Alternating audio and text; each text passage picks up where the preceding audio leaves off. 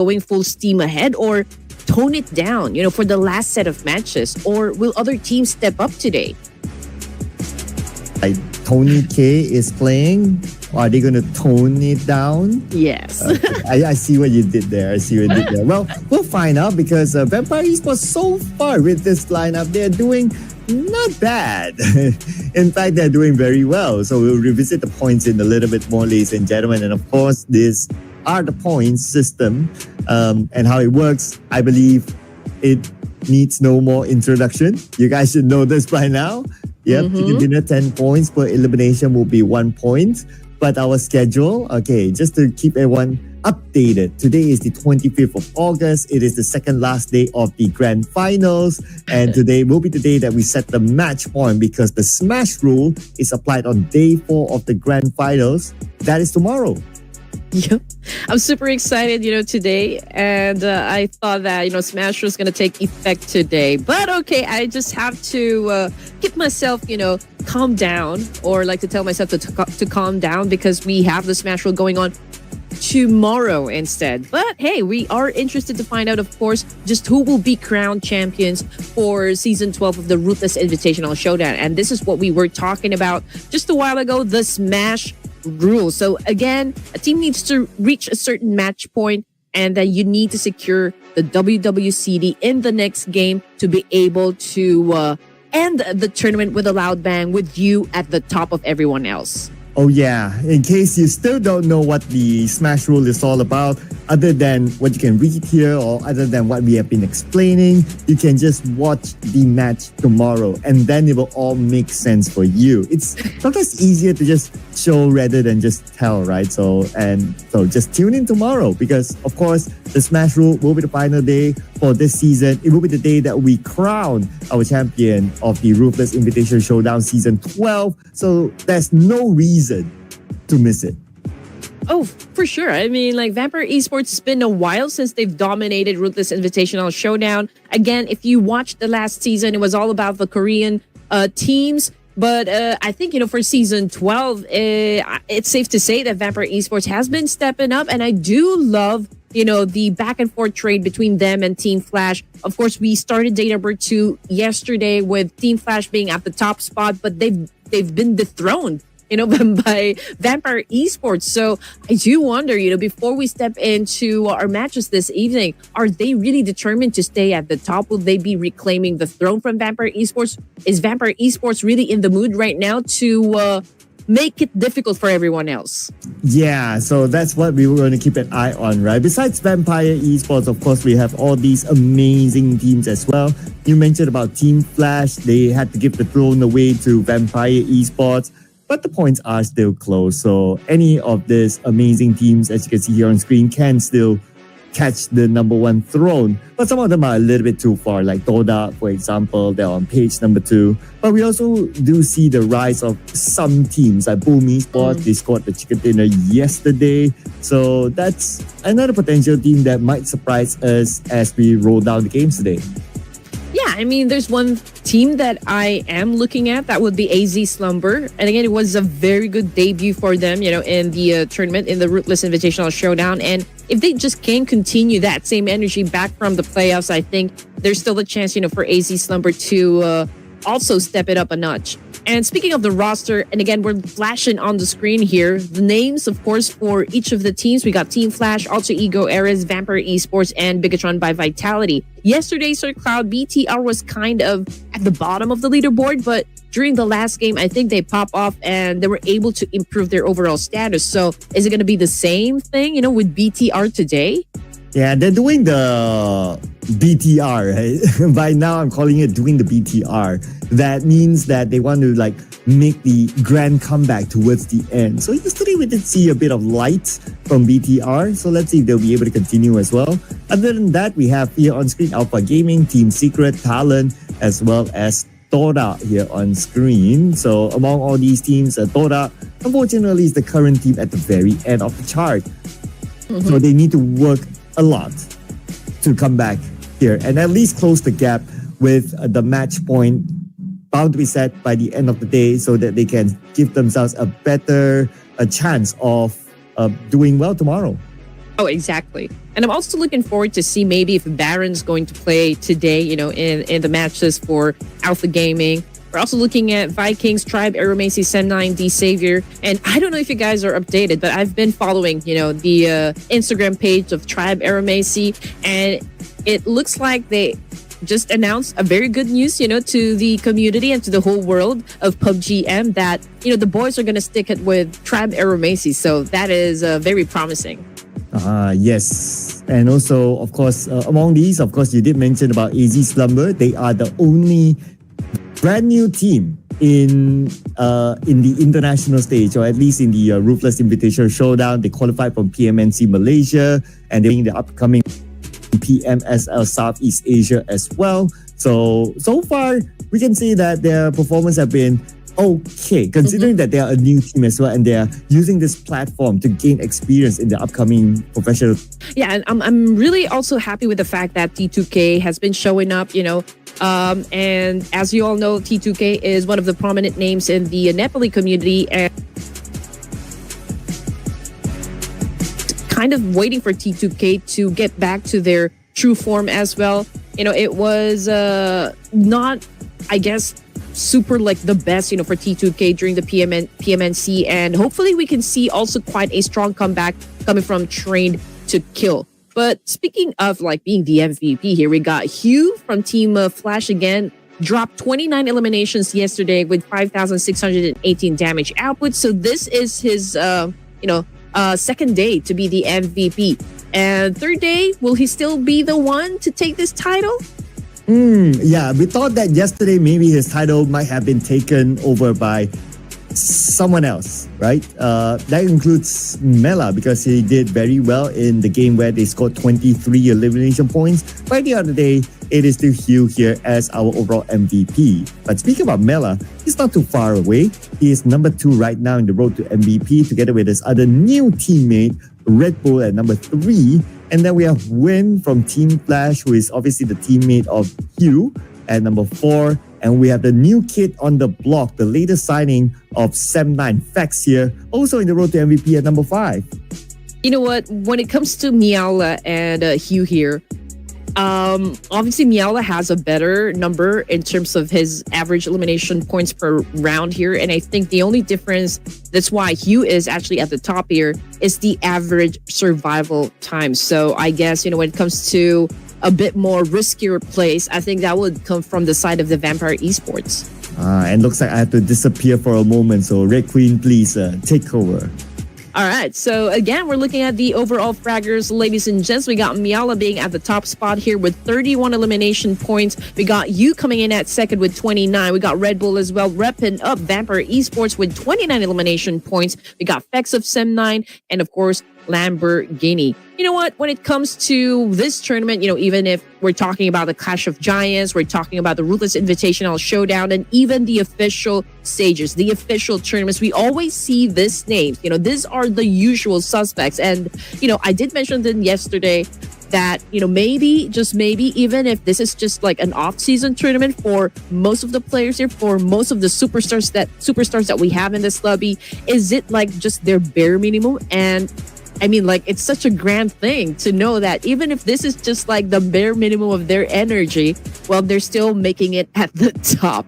But of course, we're looking at the overall rankings. We got Vampire Esports again landing at the top spot with a total of 134 points. And then Team Flash coming in at second with 129. So far, if we're going to be looking at the first page here, we only have 2 teams that had crossed the triple-digit score. But of course, we are just on the third day of the grand finals over here, and the gap is not really that wide. There's plenty of chances, and opportunities for those teams, of course, to have that sudden burst of energy and take over, teams that are at the podium stages.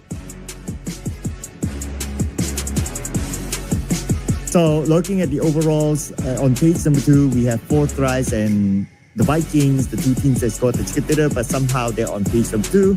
But because we have today, whatever it is, we still have tomorrow. Just that tomorrow, we don't know how many games are going to be played. So today, these teams will need to do their very best to try to close the gap at the top and give themselves a better chance tomorrow in case in case the games don't get smashed and they have 6 games tomorrow, maybe a huge comeback can happen.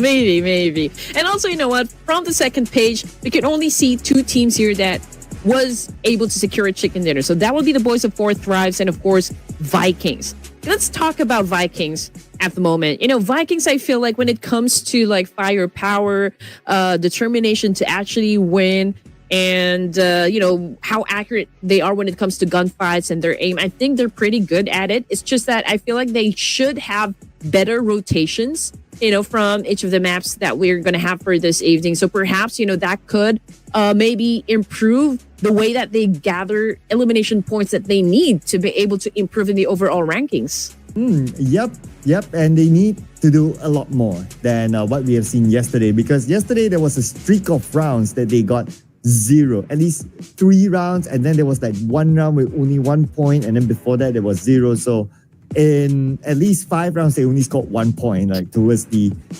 after the first game. So that's definitely something that they need to relook to, and hopefully they'll be able to do better today. And of course, all eyes will be set on whichever team and whatever points that they will be getting at the top to add the 10 points to set the match point for tomorrow. So we have a good amount of contenders, I must say, at the top to be there. Yes, exactly. You know, there's need to be a shift of momentum in terms of Vikings. I mean, you said it correctly. They were able to finish at least 3 games yesterday with 0 points. So they have to obviously make up for that one. And just to give you an idea how the map sequence is going to play out for this evening, it's still the same one. You know, we're going to start things off in Erangel. Then there's 2 Miramars and 2 Erangels in between. But at the last match, for match number 18 here, we're still going to end things in Miramar. Yep, it's going to be the same map sequence, ladies and gentlemen. And because we are already in the grand final, so there will be no groups to rotate. We'll see all the games be played by the 18 teams that you know of that have made it into the grand finals. And just to give a little bit of a recap of our top ranked performers, Team Flash. Well, they are flashing really bright right now on our screen as our top ranked performer, followed by Vampire Esports. And then we have Sem9, who also did very well yesterday, if you can't think about it. And Saber too. They were able to score 2 chicken dinners yesterday, right? The only team that scored double chicken dinners. So I guess it was a very promising day, you know, for Sem9. But we'll always have, I guess, the question of like, are they going to continue, you know, playing at that kind of pace? It can be exhausting. And I do wonder if there will be teams, especially those teams that are at the bottom of the leaderboard rankings, are they going to do something extra for today? You know, are we going to see them pop off? Are we going to see them really have that explosive gameplay that we are also eager to see? Yes, and we are also eager to see if I can finally score a point this season. I have today and tomorrow left. I have 12 games, or I don't know how many games tomorrow, but yeah, I have that many games left. Okay. Gosh. Where do we start? Oh man. The first game is always the hardest, right? Because like you don't know what sort of mood are they into. Do you have a name? Yeah. I feel okay. I think I'm gonna start it with the big boys. You know, I'm gonna go with Team Flash. All right. The big boys, yeah? Okay. All right. I guess I also start with the big boys as well. Let's bring on Vampire. Come on, don't. Vampire. Okay. Don't disappoint me, people. Come on. Come on. All right, production, your turn. I wonder. Oh, that's also another big boy. You think about it? Yeah. It is. And all the logos are like, you know, have orange-ish on the theme. Just so happened. Yeah. I mean, yesterday, obviously, Team Flash got pushed out of their comfort zone. You know, Vampire Esports, they showed us, you know, how it was done yesterday. They took the top spot. So I guess coming into our first game today, Sir Cloud, can they be lightning fast in taking back the penthouse or will this be the beginning of the end for Team Flash? I mean, in terms of just getting at the top spot, okay? Ooh, you made it sound like, oh, is this the beginning of the end? Beginning of the end. That's a plot right there. Yeah, that's like the Red Queen in villain mode, sort of speak. Is this the beginning of the end? Sounds like Batman, though. Oh, wow. I can audition for that. Hello, Warner Brothers, you know, we can talk. I'm Batman. Oh, I'm Batman. I am vengeance. Oh, we're gonna do good in this. Oh, yeah. I'm the Cape Crusader. I'll fly in the night. Gotham City, be prepared. As we also fly into Erangel. Let's start the game, people. Oh, that doesn't sound Batman. Okay, I think that's a different character. But anyway, okay, we are about to start and we are about to drop in the first map this evening in Erangel. Will we see different gameplays in front of us, or will we see again a shift in terms of their rotation and strategy? But there's also a difference that we are seeing right now from the titles coming from the left side of the screen here. When it comes to the most number of eliminations, I don't think it's you anymore. I think it's Mela. Yeah, yesterday, the round that they did really well, he scored like what, 11 just by himself? That was insane. I hope to see more action like that from Vampire Esports. And yeah, it's a testament here, 31 total eliminations by him. But Hugh is just behind him by 2 eliminations, so that could change today. But looks like the fight here is not going to change. We're going to see Talon and Trapper Messi. It's an early engagement. Tribe Air Macy seems to be winning the fight. I mean, that was a fast one coming from Giante. I think that's already like 2 in the bag, or okay, just 1. Okay, but they do already have that slight advantage. I'll make that 2. I knew it was 2. Okay, he was able to take down 2 players coming from Talon Esports. So that is the burst of energy that we were talking about. And again, we just announced a very good news coming from Tribe Air Macy. And I think, the boys are extra inspired at the moment, maybe taking down this challenge up against Talon Esports. But let's see if Boo can make any difference right here. He goes in for the spray and for 16, ladies and gents. I mean, he was able to give up a little damage for Zaya, but how long is it going to last here? Oh, now he has to just keep his distance because he's up against at least 2 in this fight. And Zio ready in front of him. Rick as well with the UMP now going up against another player. I believe that's Yoru that's also running away on the southern side. So himself and Bubuku, they are split up right now. Bubuku has to win this fight, but unfortunately not able to against the 2 players of Trapper Messi. As for Talon, obviously, right off the bat, they were already at a disadvantage because of like what Giante did. I mean, it was already 2 in the bag in an instant. So it was really hard for Talon to recover from that one. But anyway, let's see if Yoru can still maybe outsmart and outgun Tribe Aeromacy. But with this kind of momentum we're seeing from Tribe, it's almost impossible for them to be stopped, for now. I mean, especially their eyes are already red and just hunting down this last remaining player from Talon. It does look like Talon is it's just buying time at this moment. I mean, we're talking about 4v1 and they're well stocked up, and we can see that Yoru doesn't have much with him. But another fight's also happening. We have Torak and the Vikings, and it seems like Torak is winning the fight somewhere else. But we're going to see the end of Tribe Messi versus Talon very soon, now that Gante is on the rooftop as well. Everybody's just waiting for the right moment, and they don't want to look down on their opponent in case a big clutch might come.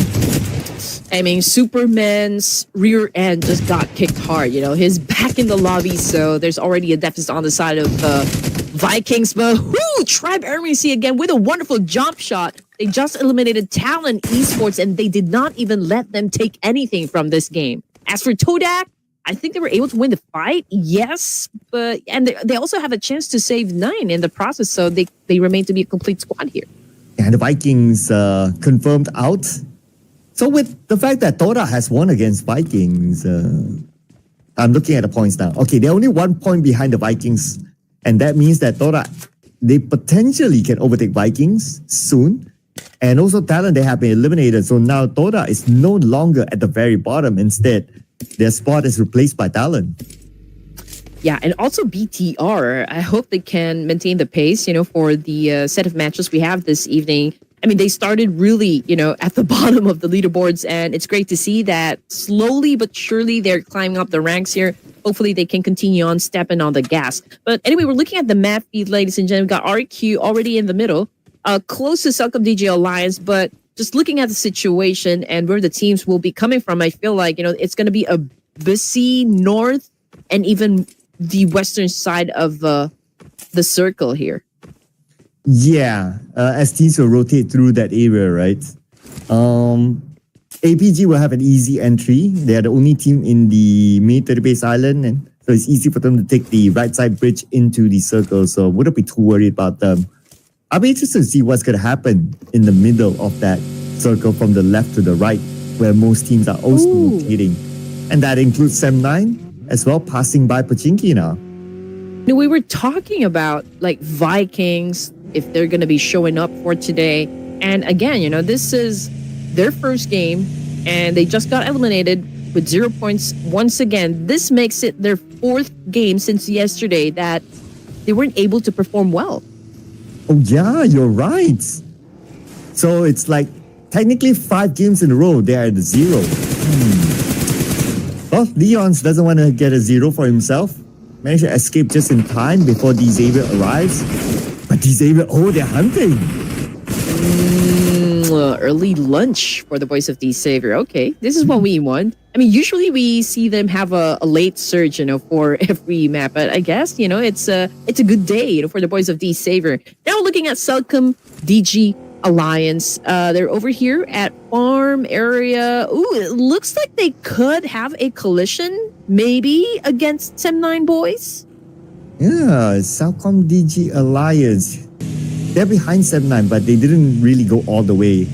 So they stop around area of farm, so I guess that's okay. Oh, but then again, there's still Fax here behind. Ooh, I wonder if you'll be able to survive that one. But he can play by the really side, right? So we can see here there's a view that's blocked. So Celcom DG Alliance won't have a good clear shot. So Fax will survive this one. Okay, so BTR at the moment, pretty close to the edge of the circle here from the western side, just east of Pachinki. They could probably do a lot of gatekeeping. I mean, Four Thrives is already there, but maybe still gauging the situation if they're going to step inside now or will they wait it out.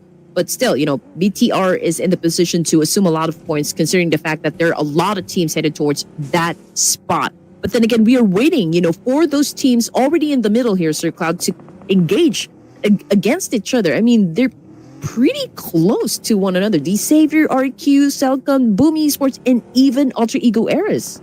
Yeah, more teams getting close. And I guess everyone's trying to target this high ground area, right? It's a premium spot with this kind of circle still. But that might change in stage 2, so we will monitor the situation. That's why these teams, they are not really all in. We must get that high ground. It's okay, if there's someone there, we can let it go for now. It's not the most important position in the world yet.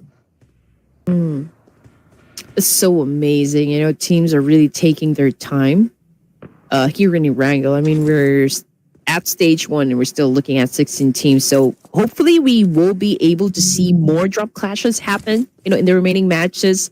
To see some of the teams, especially that are still part of the second page, to again turn their aggression up a bit, just gather those elimination points to remain competitive in the game. And let's see who can remain competitive at the next stage of the circle. I wish it would be a hardship towards the right. That would be kind of fun. This is a challenging circle. In the high ground circle before, and it will be a hardship. Oh man, yum. In Malaysia, what do we call this? If we say something before it happens, and it happens, we call it our mouth is salty. Your mouth is salty. Yeah, it's a saying here in Malaysia. Oh, so salty. Yeah, I have a salty mouth. When I say it before it happens, then it happens. I have a salty mouth. Oh, was that Clown? I believe that was Clown taken down. Celcom DG Alliance finds themselves managing 2 teams over here, but coming off the kill feed, it's Team Flash versus Boom Esports, and Boom, well, they're getting picked off one by one here. But we're going to take a look at what will happen between Celcom DG Alliance and D Savior. I think this is already inevitable. This fight is definitely going to go down. Here comes the attack again with a shotgun. And Munawa just finds himself facing the floor in an instant. Wow. Both sides. Looks like the fight might continue, but the Celcom DG Alliance, they know that they are not in a good position. So that's why you can see that Ade Luke left Munawe. Okay, I have no idea who Munawe is. But he just got gunned down. Same goes for Olio. Olio's down as well. Paragen shot from where? Oh, Falak from 4th Rise. Oh, feisty. Okay. I guess 4th Rise right now is doing some early rotations. I mean, stage 2, this is a hard circle to begin with. You know, this has like more than 50% water, so we do have limited space here. So teams are kind of forced to get into, you know, like the best position that they could have, because that would determine if they're going to be surviving and making it to the latter stages of the match here. But let's take a look at what's happening between Sem9 and Boom Esports. Obviously, Boom is inside a compound over here, and they do know the plan, you know, coming from Sem9. It is to take over this compound. So the big question is, are they going to let them?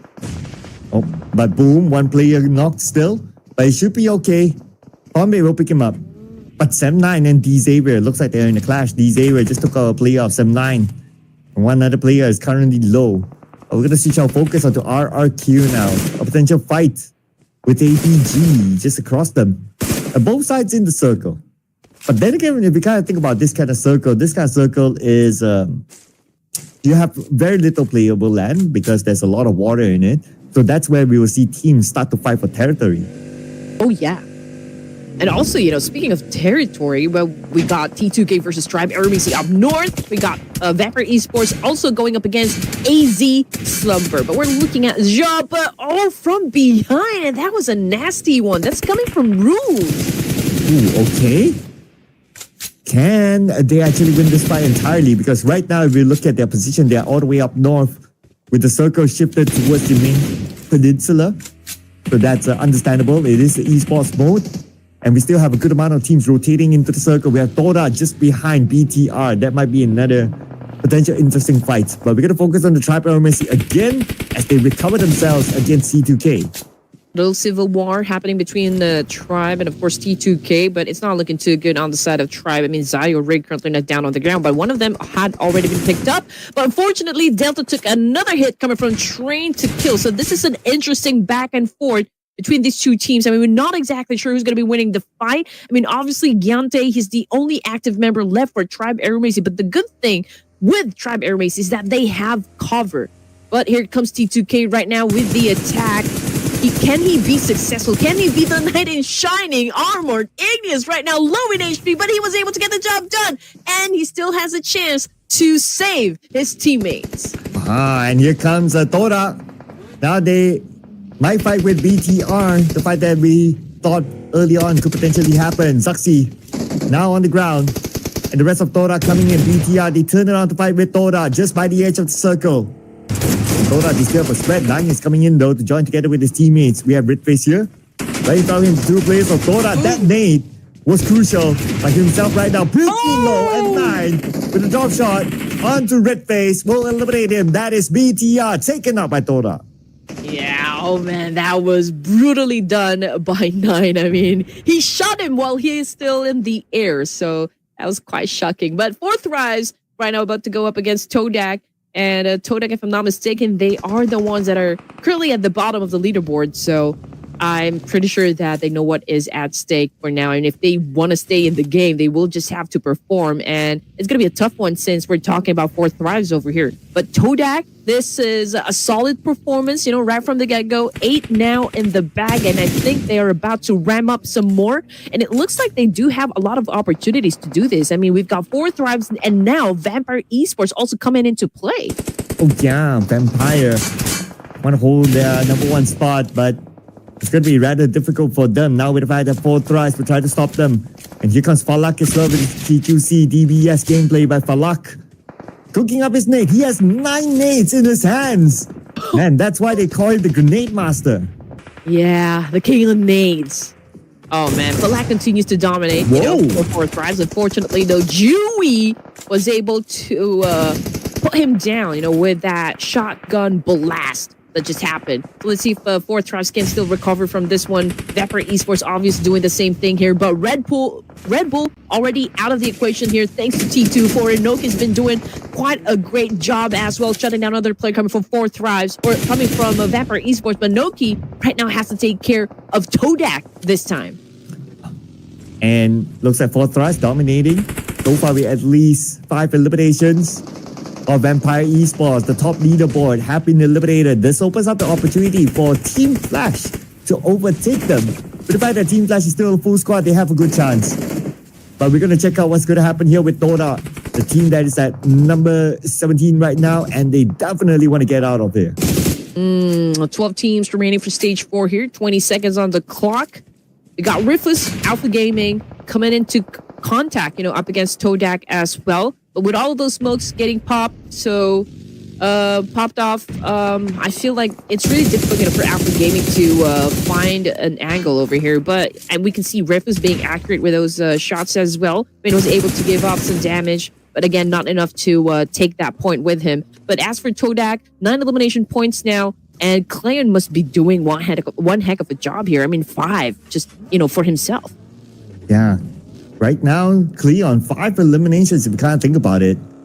That is a lot for an individual. And they have a full squad still, so they can still rank it, those elimination points. We're going to check on them later, because right now, Fourth Thrives, they're looking for their spot to be in the circle. Entering it, they're circling around trying to find a good spot, but around them we have RRQ, we have Esports. It's not that easy because they were one of the later comers, but they should be able to find one. I can see IQ there, found a spot. But Xavier, Team Flash, here we go.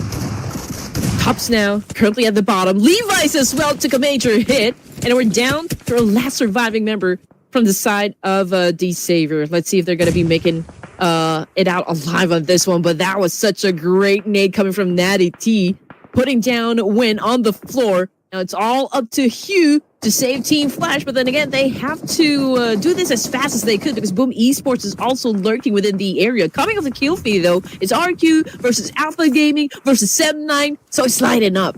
Oh man, so many fights erupting at the same moment. But we're going to look at Team Flash, our second place on the leaderboard right now, and they are facing challenges from other teams. Now only 2 players left for Team Flash. While Xavier out at number 12, 3 elimination points. Lots of fights lining up.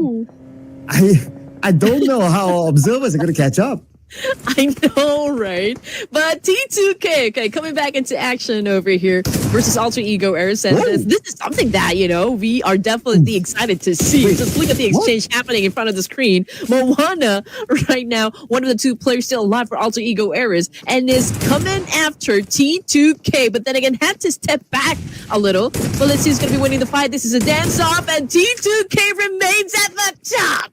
Ooh, okay. T2K better win this one because earlier on they needed their own teammate. To be exact, Ignis went down. And Ignis can still be picked up. But we have Rosemary here. A man who's known to be very clutchable. For the moment he stepped in, just before he's able to step in, GK from the side took him out. Oh man, that was beautifully done by GK. Okay, here we go. Team Secret right now going up against T2K. Now, obviously, T2K just had gone from a fight, you know, and it will be difficult for them to greet and make sure that they eliminate Team Secret in this situation. But then again, they could still turn the tables up against Team Secret. Right now, we are seeing them, you know, trying to flush out points of T2K here. But GK took a hit, and that was a great one. Oh, here comes. And T2K, just too much for them to handle. That's a third party by Team Secret cleaning up. And they managed to score a total of 4 elimination points. Now, after resetting, it's time for Team Secret to move into the circle as the circle went towards the left side. And we still have Team Flash, who's playing in the middle of the circle with a compound on their own. But I can say that it was still a very good performance coming from T2K. I mean, they were able to score 6 elimination points, so I think it's a pretty good one, for first game, day number 3 here of the grand finals. Now we're looking at Boom Esports, and this is one of the teams that I can say is also performing, for the entirety of this tournament. I just hope that they can continue on stepping on that gas, as we mentioned a while ago. Sem9 taking down some elimination points for themselves as well, but we still got 8 more teams here for stage 5. In Sem9, they already have 1 casualty, but 3 is still a solid number. Yeah. Sem9 doing so far so good as well. But let's see if they can wrap it up. So far, the only team with a full squad is Tora, and they already have 10 elimination points. Where was Tora all this while? All of a sudden, they're showing up today. And that's what we like. I'm pretty sure, the fans of Todak Esports celebrating if they can deliver a chicken dinner. But hey, there are a lot of teams kind of showing us a little power that they have at the moment. We're not seeing an explosive gameplay just yet, but we'll just maybe have to wait. I mean, this is just the first game this evening. We're looking at Amaza. Sem9, again, still trying to rack up some more points here. And potentially they could shut down Team Secret from this position. So let's see if they can find, an angle that could best work for them. I'm looking at the minimap, and if we look at the northern side, Tora is just next to Team Flash. And looks like the fight is happening now. Hugh is going to start off by knocking down a member of Tora, and they will retaliate back. They don't like these neighbors. These neighbors are the type that don't take out their garbage and leave it at the front door. No, they're getting all the complaints, but still. But anyway, okay, back to Todak, and it's not looking too good because, well, they're all blooded up. We're only talking about 9 here as the last surviving member. Now he's trying to get into the smokes here, trying to go for that revive. And I guess, Team Flash would love to reset, prior reset and actually go for a charge. Coming with the kill feed, it's 4 Thrives versus RQ someplace else. And I feel like 4 Thrives has this one in the bag because RQ is a little bit bitten down. And whether the circle will beat down any other players. Oh, still goes towards Team Flash and Tora. And also Sem9, they have their own compound. But the one that does not have it. Okay, we have Celcom DJ Alliance 966. I believe that's Adit Luke. And we have Team Secret that's on the other side of the road. So Team Secret, they have the toughest challenge of crossing the road while 4 Thrice is in front of them. Hugh is already taking his time. He's focusing on longevity over here. I mean, he's not being super aggressive, but it's a different story though for Todak. I mean, if you have that advantage, if you have that opportunity to score some more, that's exactly what you're going to do inside the game. And here comes 9 now making a move. And yeah, I was able to get Hugh in the process. And that was the end of the line for Team Flash, which brings us down to just 7 teams remaining. And we're back to Sem9 versus Team Secret. Yeah, Sem9, 3 players playing without Satya, aka Farron. So far, they can still hold this area of Milta, so that's okay for them. But okay, I'm looking at Team Secret right now. They're making the rotation towards where Sem9 is at. Are they going to go all the way up north? It would make absolute sense if they do. Go up north, try to check that high ground, and take that spot instead. But if they were to go there all the way, they have to face off against Tora, which I think is fine. But they decided to stop just right at the rim of the circle above Sem9. Obviously, Sem9 has the biggest advantage since they're the ones really occupying a small portion of that compound. So it's a little difficult, for Team Secret to actually intrude their position. Same thing goes for 4 Thrives. They don't exactly have enough firepower to take down Sem9 in the process. But from the kill feed, it's Boom versus Celcom DG Alliance. And of course, this fight is happening a little bit far, from Sem9. But then again, 4 Thrives right now has a better view up against RQ. And 4 Thrives did not even hesitate or bat an eye. They just went in for the charge here. But 4 Thrives, they had to find a way to move inside. But they had to pick their poison. Is it going to be Sem9? Or is it going to be the left side where RQ is at? So this is the decision that they need to make. And Sem9, they know that 4 Thrives is there. They're lobbing nades now across.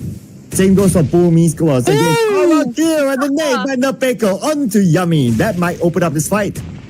Okay, now we're talking. RQ stepping up finally for stage 6 here in Erangel. And now we can see 2 of them ready to get closer to Boom Esports to take that lead, to take that charge. And of course, to take that momentum going for them. Now we can see Boom Esports, Fahar right now back on the screen here. It would be a little tricky, for Yummy to be picked up at this point because we got RQ right now charging in. We got Fahar cooking up a nade here. Can he be accurate, though? I think it was no connection. Yeah, not yet. But he will try again, and this time he will connect his nade onto Nugget, followed by the spray onto Napeko. Napeko down as well. And here they come to collect those elimination points, and they will bring it to Boom Esports, not allowing it to be stolen by any other team, leaving RRQ with only GenForce now. Circle goes all the way down south, and Team Secret, furthest away, will need to move forward.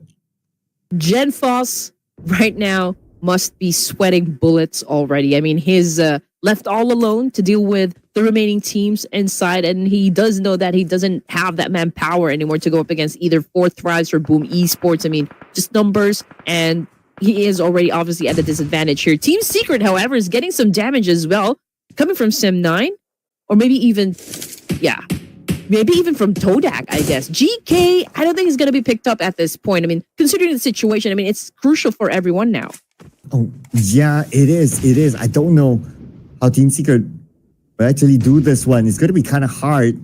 So much open space in front of them, and 7-9, they're prepared. And there goes Team Secret eliminated, leaving us with 5 teams now. And the one dominating is 7-9 with 6 eliminations at this moment. Team Secret only 4. Oh no. Production might get the point once again, but we did talk about the big boys. Okay, so Sem9, obviously, it's a great advantage to be there in that specific compound, but obviously Fourth Thrives, I think they're the closest, of course, to challenge the boys of Sem9. So this is going to be a dance-off. This is going to be a dance battle. We got Amaza trying to come close to where Fourth Thrives is, and there goes the trap from the top. Make it drop. Fourth Thrives Esports again getting some elimination points for themselves. Amaza totally didn't know what hit him there. He was just casually moving around just to be surprised by Fourth Thrives. But nice setup there by Fourth Thrives though. That's another extra elimination for themselves. Now everyone's pretty much in the circle, but 7-9 knows now that Fourth Thrives is just beside them. So before the next phase of the circle, 7-9 need to try to take care of them. A lot of quick decisions definitely will come into play here, and you just have to be really, really quick and decisive about it. If you are going for the attack, you just have to commit, and one mistake could really affect the overall gameplay. So everyone is not making any rush decisions so far, but we can see Noki trying to flush out GenForce from where he is exactly. Yummy taking in some damage as well, coming from Fourth Thrives, but it's such a difficult thing because Sem9 will always have a cover here because we still got small portion right there included in the zone, but for GenForce and maybe even Todak can be detrimental right now. And GenForce, no circle this time because circle shifted all the way up north. Oh man, super hard for GenForce. He doesn't even have vehicles. All his vehicles around him have been blown up. So he has no choice but either to just stay as quiet as possible, pray hard that the other teams are distracted, and he can slowly move forward. Loki is, well, he had been shut down. Okay, but I feel like, Fourth Thrives, they still have a chance to pick up Noki here. Boom Esports is playing their cards right now. They're being patient. If they're not forced to engage, they're not going to be engaging. Noki, I think that's a confirmation. Fourth Thrives just got eliminated. Yep. Final shot by Fax there to finish off the final player of Fourth Thrives. And now 7-9 can focus on what's in front of them. But if we were to look at the circle and the position of all these teams, 7-9, they're in the clear. While the other 3 teams, they are closest together. So 7-9 can still hold. But for the others, you might see a brawl. Yeah, and this is what we were talking about just moments ago. Todak leaving that compound, they will be pretty vulnerable up against Boom Esports since they will be the one, crossing the street over here. And now Yummy popping up some smokes here, trying to apply a lot of pressure onto the side of Todak. He will be getting those points one way or another. He just threw in a nade, and boom! Down goes Frenzy. literally from Boom Esports. And there goes Todak eliminated, now leaving us with 3 teams. Boom Esports, 7-9 and RRQ, the final player. GenForce is still in the game, but finally found out by Fajar. Eliminated at number 3, 4 elimination points. Now it's between Boom Esports and 7-9 for the chicken dinner. Hey, these two teams have been going head to head, since the playoffs, and it's nice to see, that 7-9 versus Boom Esports final zone here for first Erangel day number 3 of the grand finals. Now we can see 7-9 trying to get close to the fire here. It's going to be a 3v2 situation. Obviously, Boom Esports has that slight advantage, but can they execute flawlessly? We got Fahar on prone in his belly. He threw in a nade, but yeah, 7-9 was able to dodge.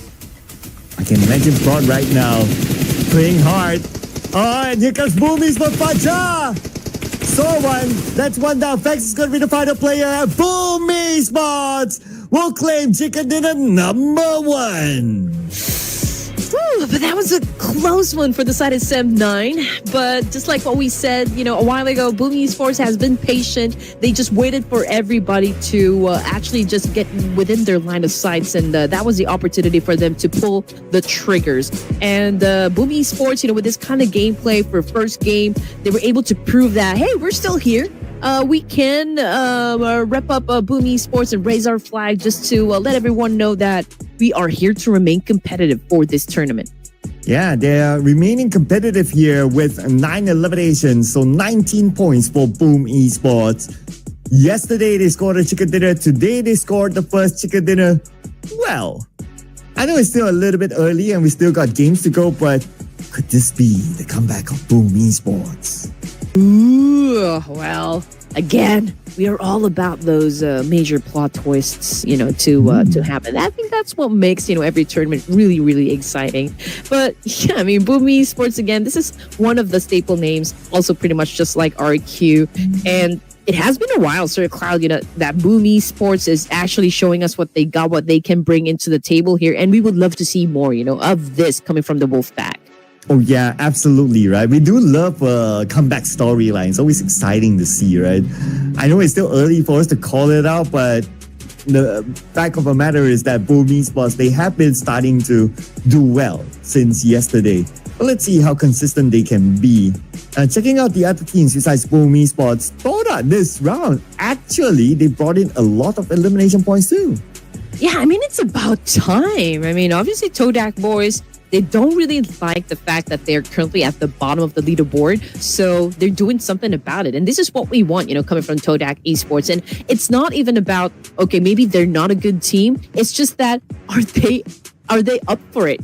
Are they down for the challenge? Are they down to make us witness a little bit of that prowess, coming from Todak?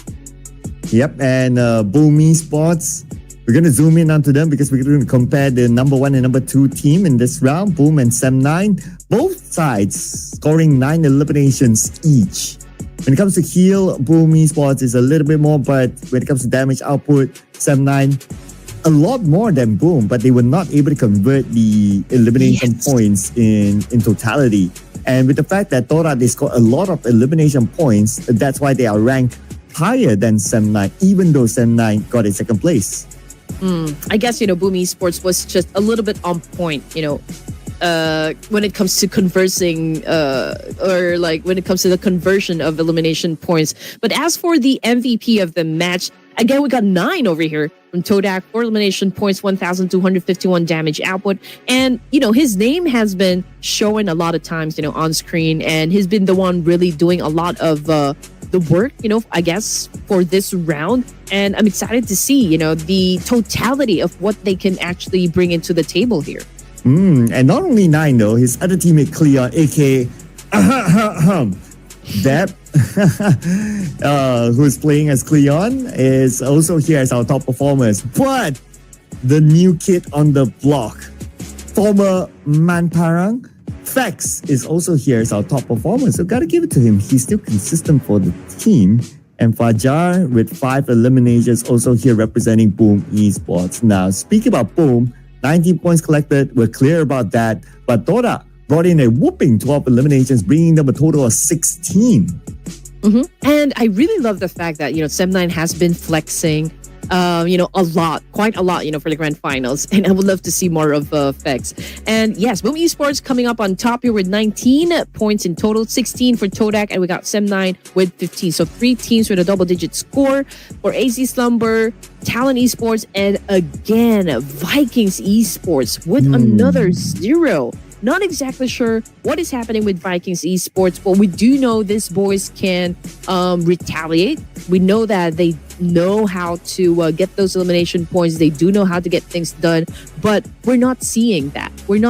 And of course, everyone's interested to know whether or not we're going to see something, come out from Viking. Yeah, that's like 5 zeros in the row since yesterday now for the Vikings. So I really don't know. I mean, if you gotta think about it, like last season Vikings, they did fairly well. But this season is a very different showing for the Vikings. Anyway, we'll check out the overall rankings. So after the first round, the top 4 is unshaken. Everyone's still at their respective spot, except for the fact that Team Flash is 3 points behind Vampire Esports. But Boom Esports, talking about a comeback story, they're number 5 now, and the difference between them and D-Saber is only 3 points. So they can still go up. You're absolutely right, Sir Cloud. And you know what? For Vikings, man, I don't know what Ragnar Lothbrok is going to say if he finds out that you guys are part of the bottom rankings in the overalls. But yeah, coming from the second page, again, we got Team Secret at 11. They moved up 3 ranks here with 53 points, close to Celcom Digi Alliance, who's currently at 50 here. Same with BTR. Oh, same with BTR and Alter Ego Eris. So since we've witnessed quite an improvement, coming from Todak Esports, Talent right now is the one at the bottom. So if you're at the bottom, what are you going to do about it? We'll find out what they're going to do after this as we head on to a break, ladies and gentlemen. So don't go anywhere. Be back for round 2.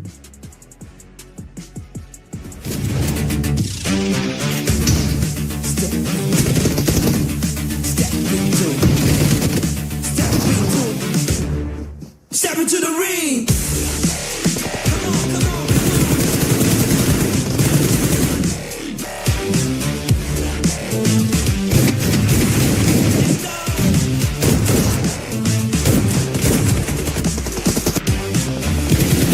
Step into the ring.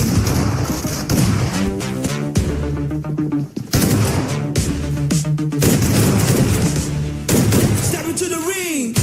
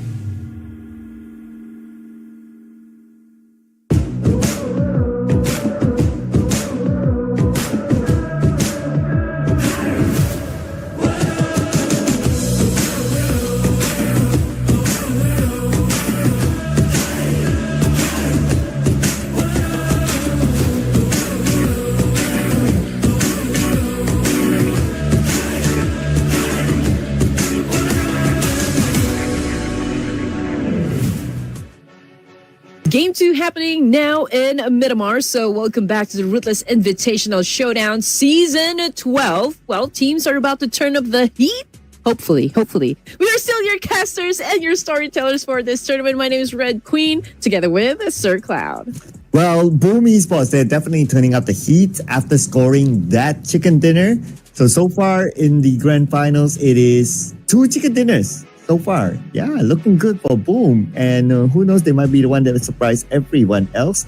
But we still have 5 more games to go today before we decide on what would be the match point for tomorrow. But you know what? Semnan made it possible that, scoring 2 chicken dinners yesterday. So perhaps we can see another team do just that. I mean, we do love the competition. We do love the aggression, coming from the teams here. And when it comes to the top Miramar performance, since we're going to have a back-to-back Miramar for games 2 and 3, we got Vampire, we got Tribe, Aeromacey, and other teams that topping the charts, with those numbers. Yeah, and because of that, I don't know who to pick now. I don't know how to pick. I don't know who to pick. But let's go with Tribe Aeromacey. I'm going to go with Tribe Aeromacey on this one. Okay, try. Oh no. All right. I'm just thinking of the first name that comes to my mind. All right. No context. Sem9, let's go. Sem9! Yeah. Because I'm looking at my screen right now and the face of the GM of Sem9 is popping up for some reason. So it's like, it could be a sign. Okay, let's put it in. Yeah. I mean, okay. Sem9, yes. They're, like cool team to predict at the moment. Same thing goes for Vampire Esports. Tribe Aeromacey, let's go. I mean, I want to see something spectacular, for Tribe Aeromacey. And I'm really happy with what I have, seen from the Instagram page. So hopefully we can maybe celebrate a little. This is I think is something to be celebrated about. Yep. Let's go. Yeah, let's see who will be celebrating here. I hope it's me because I'm still at 0. That's like, okay, 5 games today. Tomorrow, who knows how many games that there will be. So I don't know if I have enough games myself. Oh man, this is how Red Queen feels last season. It's so much pressure, right? It's so much pressure. Yeah. And to think that we have like how many choices? 18 teams, 16 teams, 24 teams, and we have to choose just one. We have to choose our Pokemon for each of the matches. I know, right? If it's like a 1 team versus 1 team, like if it's a World of Wonders, then, it's a bit easier. But when you have 18 teams, your odds are 1 against 18. That is hard, I'll probably stand a better chance, just hoping for my cat to dance rather than trying to hit like 1 to 18. And also, I love the fact that we're not even sure like if we're going to be basing it on the numbers or like basing it on their reputation and their current status in the competitive scene. I don't think it will make sense either. Yeah, because sometimes, they're a great team, they do well everywhere, but they just choose not to show up for whatever reason. It happens. So it's not our fault. No, we're throwing the blame to the teams. We believe in them. Come on, as I believe in Sem9 in my prediction for this round, here we go, baby. Miramar, game number 2. Oof. And again, interesting if we're going to witness 4 teams drop in Los Leones. I do remember Celcom Digi Alliance. I do remember Team Flash headed towards Los Leones all the time. So perhaps, it could be the same thing. Or maybe not. We don't exactly know. But Flight Path is dictating that we might see a Los Leones fight happen. But of course, we have to wait where the initial circle will land. But so far, the teams are getting ready, heading towards their favorite drop spots. We're looking at the highest damage so far. It's still Hugh from Team Flash here, 6,199 damage output. Most elimination, I think, was, Hugh. He was able to reclaim that spot from Yola, but we're talking about just the 1 point difference. Ooh, getting close between each other. Let's see if the gap will change in this round. I'm looking at, okay, Sam9 is dropping close with Talon at the right side of the map. That's worrying for me. Okay, and Alter Ego is somewhere there too. Okay, guys, just let Sam9 go, please. I need my prediction. Oh, the circle is taking some time. Okay, I think this is a fair circle, but with the exception of like, there's a lot of high ground advantages that teams could probably dominate, but who will be first to take that spot? Yeah, around the area of say high grounds of St. Martin or Power Grid, those spots will be kind of nice. And let's see who will go there first. We do have teams still hovering around towards the circle. But inside Patona, this is a rare spot to see an early fight. AZ Slumber and Trapper Messi. Ooh, AZ Slumber just proving that they're not pushovers, even if they're maybe a dark horse here in the situation. I don't think they're going to back down, up against Tribe Macy. And this is an unusual opening for Tribe. I mean, Giante always the one, getting some points done at the beginning of the match. But this time he was the first one to be shut down. Well, let's see if AZ Slumber can potentially, of course, survive this. But yeah, from another part of town, I feel like Fourth Thrives is also with an altercation. And AZ Slumber. We have Brian here. Are they going to go for it? Okay, they just need more information. All right, Delta is behind, and I believe that AZ Slumber doesn't know that Delta is on the other building, so it could be the surprise man. But both sides managed to reset. AZ Slumber, they're running low on ammunition. Okay, Azmi only has like 24 in the chamber, 24 in the chamber, 49 backup magazine, so it's going to be running down as they continue to fire on. Nope, the first tag yet. Ooh! Close! Azmi, got it! Here we go!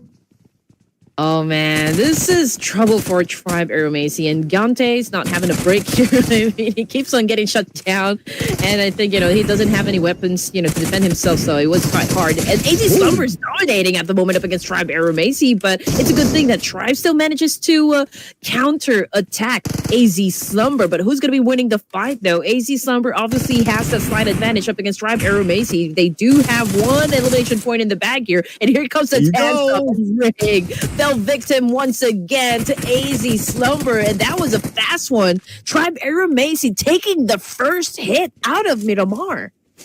Wow, okay, the new kids on the block winning this one clean against one of our regulars in the Ruthless Invitational Showdown, Tribe Messi. 4-0 in that matchup. That was beautifully executed. Now they can focus on to the loot and focus on the getting into the circle. Should be okay for them. Circle is far, yes, but we expect all those teams around or above AZ Slumber to move in first, and that's where they should have an okay entry. There goes my choice. Okay. Oh. but it's okay. I'm pretty sure that we will see the boys come back stronger in the remaining matches. Maybe this is just, or this was just a hiccup, for Tribe Aeromacy. Okay, maybe they weren't able to get to the guns first, and the fact that Giante was the first one to be taken down, I feel like it was a chain of events that just happened. Unfortunate series of events for Tribe Aeromacy, and you know how fast you should be when it comes to Battle Royale. You have to be quick on your feet. You have to be quick on your toes when it comes to making decisions. Sometimes it's good, sometimes it's bad. That is why you need to be able to show just how versatile you are as a team, how adaptable you are to changes. And those are just some of the basic, like ingredients in order for you to cook a very good chicken dinner meal. The way you put it is like, I'm imagining like chicken stew or fried chicken or, all the good stuff here. It is dinner time where we're at, ladies and gentlemen. So don't fault us if we start thinking about food. Yeah. Especially the one that you said yesterday about like having Nepalese food in Japan. I thought it was pretty awesome. I never really expected it. But okay, before we continue on that one, Sem9, Talon Esports, having a go And it looks like Sem9's been the one winning the fight. I mean, that was one casualty for the side of Talon Esports. So great start, I guess. But Sem9, the question is if they're going to continue on hunting down the remaining players, or are they going to head on over to another spot here and maybe take over a land where they could best, enjoy a very good vantage point. Yeah, it looks like they're going to focus on the rotation, which is fine because you did point out when the first circle showed itself, like there are a lot of high ground spots. So in the ideal world, you want to be the early team to take the high ground so that when other teams come by, you're already there and you have the advantage. So that's probably what Sem9 is thinking about. And where they dropped earlier during the very beginning of this round, they can move quickly into the zone and potentially take one of those premium spots. Okay, here we go. Celcom DG Alliance, they initially dropped in Los Leones, but they took what they can and just left the spot here. And now they're already in the middle of the map, close to where T2K is and even Vampire Esports, but I don't think they're going to be joining in a fight just yet. I think most of the teams here, their focus is to get to a very good high ground. You know, that's the main mission, I guess, for stage 1 and stage 2 over here. But for Team Flash, even AZ Slumber, they're already tanking the blue. Same thing with RQ. So they will be coming from the south side. I think it's still clear as to like maybe if teams are going to do a little bit of gatekeeping. I don't think that's going to happen for now. But yeah, probably we'll see fights happen between Boom Esports and Alter Ego Eras and maybe even Talon Esports because they just got in, inside the zone from Cruz del Valle. And I'm looking at also Alter Ego and Boom Esports next to each other. Passing by is Boom Esports around the area of Hacienda La Patron. Now, it doesn't seem like Boom Esports they're interested to take this fight, which is totally understandable. You already have that momentum in terms of getting a good position, in terms of points. So you don't want to take those unnecessary fights so that you can continue on your momentum. But now we have a good view of where the circle shifted. It goes all the way up north and Sem9 is there. But look at what's happening down south. We have Team Flash, they're blocking AZ Slumber. We'll check on them later because right now T2K and Celcom DG Alliance. Okay, here we go. T2K, they have unfinished business up against Celcom DG Alliance. They have to win this fight. We got Rules already down on the ground. His same thing goes for 60-42, and that's confirmation from Rules being taken out of the equation. But 3 is still a good number for trained to kill. We got someone cooking up a nade here, but this is going to be a mono event that can happen from outside of this building. T2K Esports low in HP, and it's a little bit of a struggle so far that we're seeing coming from both of the teams here to win this fight. And 3v3 right now. T2K looking for the remaining members of Celcom DG Alliance. Leons gets one. And now they try to win this fight by defending this guy. But here comes APG as well. East makes a showing. Jumps in with the UMP. Takes out Ajaya. And there's a potential that the other members of APG are coming, and here they are. They want to be the cleanup crew, the third party, but Leos respond back by taking out East with an A. Zero gets one for himself as well. Only Leons now for Celcom DG Alliance. Good timing, bad execution coming from the side of Alpha Gaming. I mean, East just got shut down in an instant. I mean, he wasn't able to get close to that compound. Celcom DG Alliance, they just need to follow through. But with this situation, I mean, Lion is all alone, dealing with business here up against Alpha Gaming. I don't know how long it's going to be lasting this one because it's a 3v1 technically. But hey, he could pull up a miraculous gameplay here for Celcom DG Alliance and win the fight. Okay. Oh! There you go. Easy spot by Doc with the DBS. Oh, but the party is not over yet, Red Queen. Here comes Vampire Esports flying down. Although it's not nighttime, but hey, Vampire Esports are here. Yep, Vampire Esports right now knocking on the doors of APG. Are you guys gonna let them in? Vampire needs an invitation to actually get inside. But what Vampire's doing at the moment is throwing a lot of nades to flush him out. But Vampire Esports holding multiple angles over here, obviously going for the pinch. But APG, I feel like they are prepared for all eventuality here. I feel like they're going to go in for a fight, and they're definitely going to defend that compound. Ooh. Let's see. Oh, no. What is this? Everyone wants a piece of this compound. Now, Xavier wants to butt in, but from afar at least, but that's enough to take out a member of APG. But look at the next circle. Okay, but other than, okay, there's so many things happening here on the map, right? Look at the left side bottom. Team Flash and AZ Slumber playing chase. Work smart, not hard, I guess, for some of the teams here. I mean, doing the third party does give you that little advantage, right? I mean, those other teams are busy dealing with their opponents. So I guess if you do the third party thing, then you could probably pick off just like who to kill next. But from the kill feed, it's RQ versus Alter Ego Eras. But Team Flash on screen at the moment. There's a lot of fights happening simultaneously. But we're looking at Alter Ego Eras right now getting punished. But RQ Lapar knocked down on the ground here thanks to Krypton. And yeah, that's it. The confirmation Alter Ego Eras next team to be taken out. Oh. And Alter Ego now not having the kind of performance that they would have liked. But RRQ, so far they're okay. 4 eliminations, but they need to save Lapar while managing Xavier that's around them. Xavier? Wonder, are they interested to take this fight, or they want to focus on getting into the circle? They still have a full team though. And they are taking spots inside. But East gunned down Paragin. Now he needs to be picked up. Here comes APG. There will not be enough time for Paragin to be saved. Yep, I don't think there's going to be enough time. And Joel is just as eager as we are to take that point to get that job done. And now 5 elimination points in the bag now. And Alpha Gaming continues to dominate the Savior in the process. Joel about to take in another elimination point. Oh man, Alpha Gaming seems to be on a roll at the moment. But Natty D, can you make any difference so far for the team? East trying to get close. Natty D! Oh man, he got knocked down by East, but Levi's was able to respond, and East right now also out of the game. That means APG now have Zeal and Doc. Can they save Refuse? Yes, they will. Refuse is back up again, so playing as a trio by the edge of the circle, so they're fine. Just need to be aware of RRQ. But the next opponent, Xavier, will be waiting inside. Let's check out what's going to happen here with RRQ passing by water treatment, going up north still.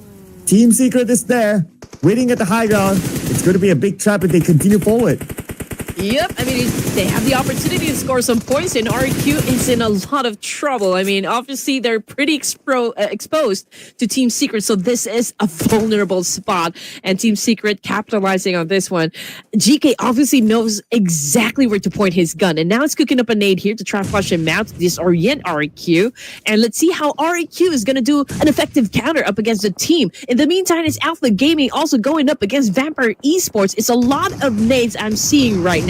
It's a lot of exchange, and Lazarus in an instant just dropped on the floor. Same thing goes for Red Bull.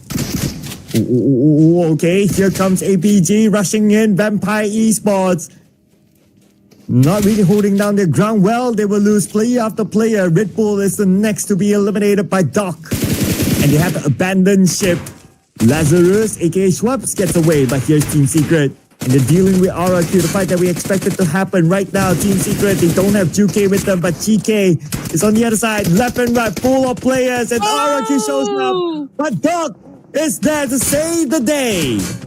Team Secret bringing the pain.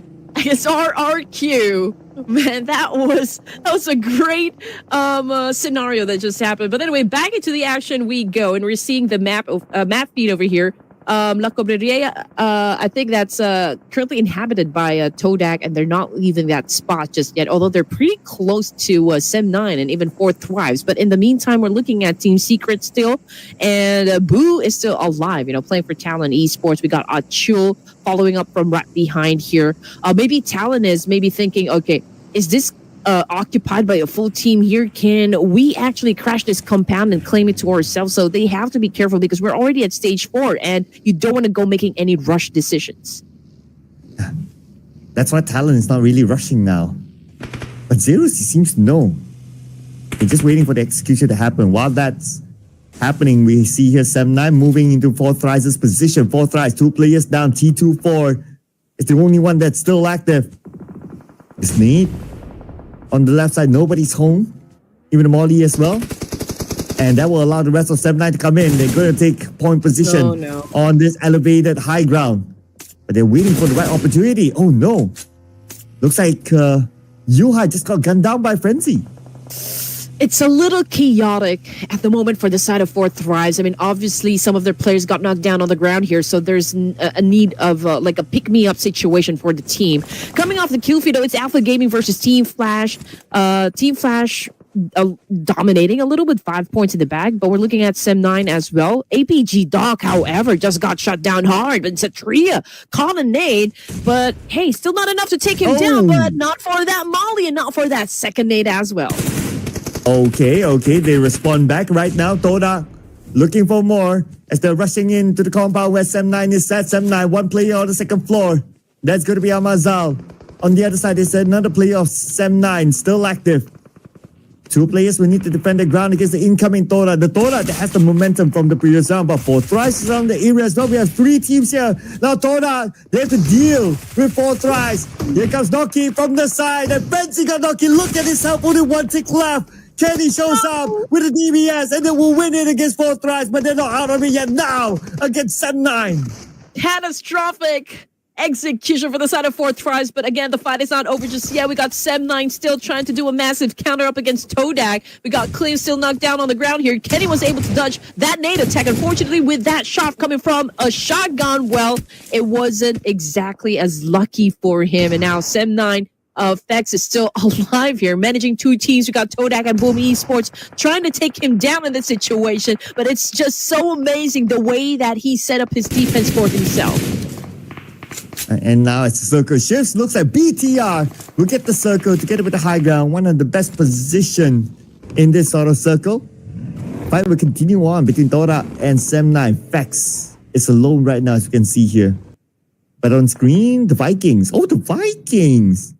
This is their best showing so far, but because we still have 10 teams, the Vikings have not yet started to collect placement points. They have to survive at least 2 teams more. Not very good rotations from Team Flash as well. I mean, yes, they managed to get to stage 5 with 6 points in the bag, but 3 of them already out of the game here. And again, we just have to really give recognition to what Fex is doing at the moment. I mean, obviously he got attacked by 2 teams here. Todak and maybe even Boom Esports coming from up above, that mountain peak. But, he remains to be alive in this situation. Just 2 points in the pocket, but still, he continues to gather some placement points for the team here. I mean, this 1v1 situation is not over. But let's see. I mean, Fex obviously is getting a little aggressive, getting a little impatient, but his low in HP, can he still make it out alive? Fex, he does have this first aid to heal, but he does not have time to heal. No. And Cleon shows up. 1 shot is all it takes. Sem9 eliminated. Calm down. So Cleon is actually dead. And basically, he just finished off his former team. Not exactly sure why he turned his back, though, up against Cleon. I mean, it's like giving him the opportunity to just take him down, WWE style. But anyway, okay, getting back. Or a plow driver, or what do you call maybe the a move? suplex. Maybe a suplex will do. Okay, suplex. But I've been 8 watching teams. enough wrestling. Oh yes, I did, and it was so unfortunate that Do I even mention it because Hulk Hogan is actually not with us? The timeline is giving away the. Anyway, okay, Team Secret. Again, still in an altercation here up against Boom Esports, and Cleon right now just run out of luck here, and he has now been taken out of the game. Team Secret still continues to rack up some points. 7 teams remaining for stage 5 here, and they continue to have a fight up against Talon Esports. But obviously, Talon is having a hard time also taking this compound out of Team Secret's hands. Ooh. I'm just looking at which team is still a full squad. So BTR and the Vikings. You know what? That's why it's so hard to make predictions. Like we thought, Vikings 5 games in a row, 0 points. And all of a sudden, this round, they're doing not bad. So I don't know anymore on how to make predictions. Well, I don't know either. I'm just I'm going with the flow. That's it. But hopefully, like Team Flash, I did expect them to really go big, for this round. But I guess they're like maybe still warming up. Maybe we could see them really put down the rhythm, for the whole team. Maybe we're done with 3 matches or more. But speaking of matches, we got BTR already inside the zone, so perhaps they could turn this situation into a full-blown advantage, compared to the rest of the teams, other teams. But BTR could make full use of their advantage. Since they have the high ground together with the circle still. Zaxi spraying onto Achul. Achul, one last hit. It's needed to knock him down. But Zaxi, as he wants to spray, he's shot at by Goboku, I believe, from the other side. Got to be extra careful. Vampire Esports, now they don't have the circle, but they face resistance from the Vikings in front of them. I mean, Vampire Esports right now holding on to a compound outside of the zone, so there's a need for them to do a little cleaning up, especially with Vikings currently in front of them, and even Joel of APG. I mean, Joel, even if he's all alone, he can be pretty dangerous, I mean, after all, he is still Joel of APG. But in the meantime, Joel right now performing for us quite extremely. And he was able to get one player from Vampire Esports to continue to hunt down Miola in this process. But let's see who's going to be winning the fight. So far, it's a play of a cat and mouse. And Miola coming out of that small shack over there to continue to fight up against Shoal here with a shotgun. But who's going to be winning the fight here? Shoal pretty low in HP. But Miola at the end of that chase. Man, that was a long one. Miola still coming up on top. Looks like in the chase of cat and mouse, the cat actually came up on top. Mela, literally winning that fight. And now he will continue to survive for Vampire Esports. Wow, what a duel. 6 teams now for stage 6. Vikings again is going to make it impossible for Mela to even survive this. I mean, 4v1, that is going to be tough. And it's also tougher, for Doc of Team Secret. He just got shut down by Wunti this time, still coming from the Vikings. And the Vikings, okay, though they only have 2 eliminations, right? But they're now in the top 6, which is not bad, considering that they have 5 games in a row with a 0. So not bad for the Vikings. Let's see how much more they can gain. BTR still with the high ground, gaining the advantage against Boom Esports, stopping them from moving forward. I mean, BTR obviously have the high ground. They have the numbers. And there you go. I mean, it was easy, just like 1, 2, 3 here from Federalis. But Zuxi, okay, a little bit reckless there, getting close to the fire. Now he's paying for it. And now we got Red Face stepping back because of, like, the nade came from Yummy. But let's see who's going to be making the first mistake. Is it going to be BTR or is it going to be Boom Esports? But, I mean, looking at the situation, BTR should be able to eliminate Boom quite easily. And they are doing exactly that right now. They're trying to rush in, but the nade will force them back. BTR sends their own nade, will not connect at all. Boom Esports, they try to close the gap. Duxie gets Yummy, and there's only one more left. They need to follow out upon mid, and it's going to be an easy cleanup here by the rest of BTR. But wait a second, the nade from behind, from the Vikings. Now it's their turn. Here comes the Vikings. Wow, what a way, of course, to eliminate their opponents. They came in by surprise, and BTR right now a little bit catastrophic. We got Zuxi trying to recover from the situation. Red Face backing away for now. Federalis just waiting for the right opening to take down any player from the side of Vikings. But Break continues to cook up a lot of nades here, and Zuxi continues to get a lot of damage. And Talon as well. They seem to be moving towards the position of BTR. So BTR, they have to manage 2 different teams. It doesn't help that the fact that they're on the outside of the circle. The zone is starting to close right now. Because of all these fights happening, Nella at the southern side, all he needs to do is stay put. Drunk by Zuxi. And that's an opening for them. They're probably going to go all in. They're looking for the 2 remaining members of BTR. We have Federalis there.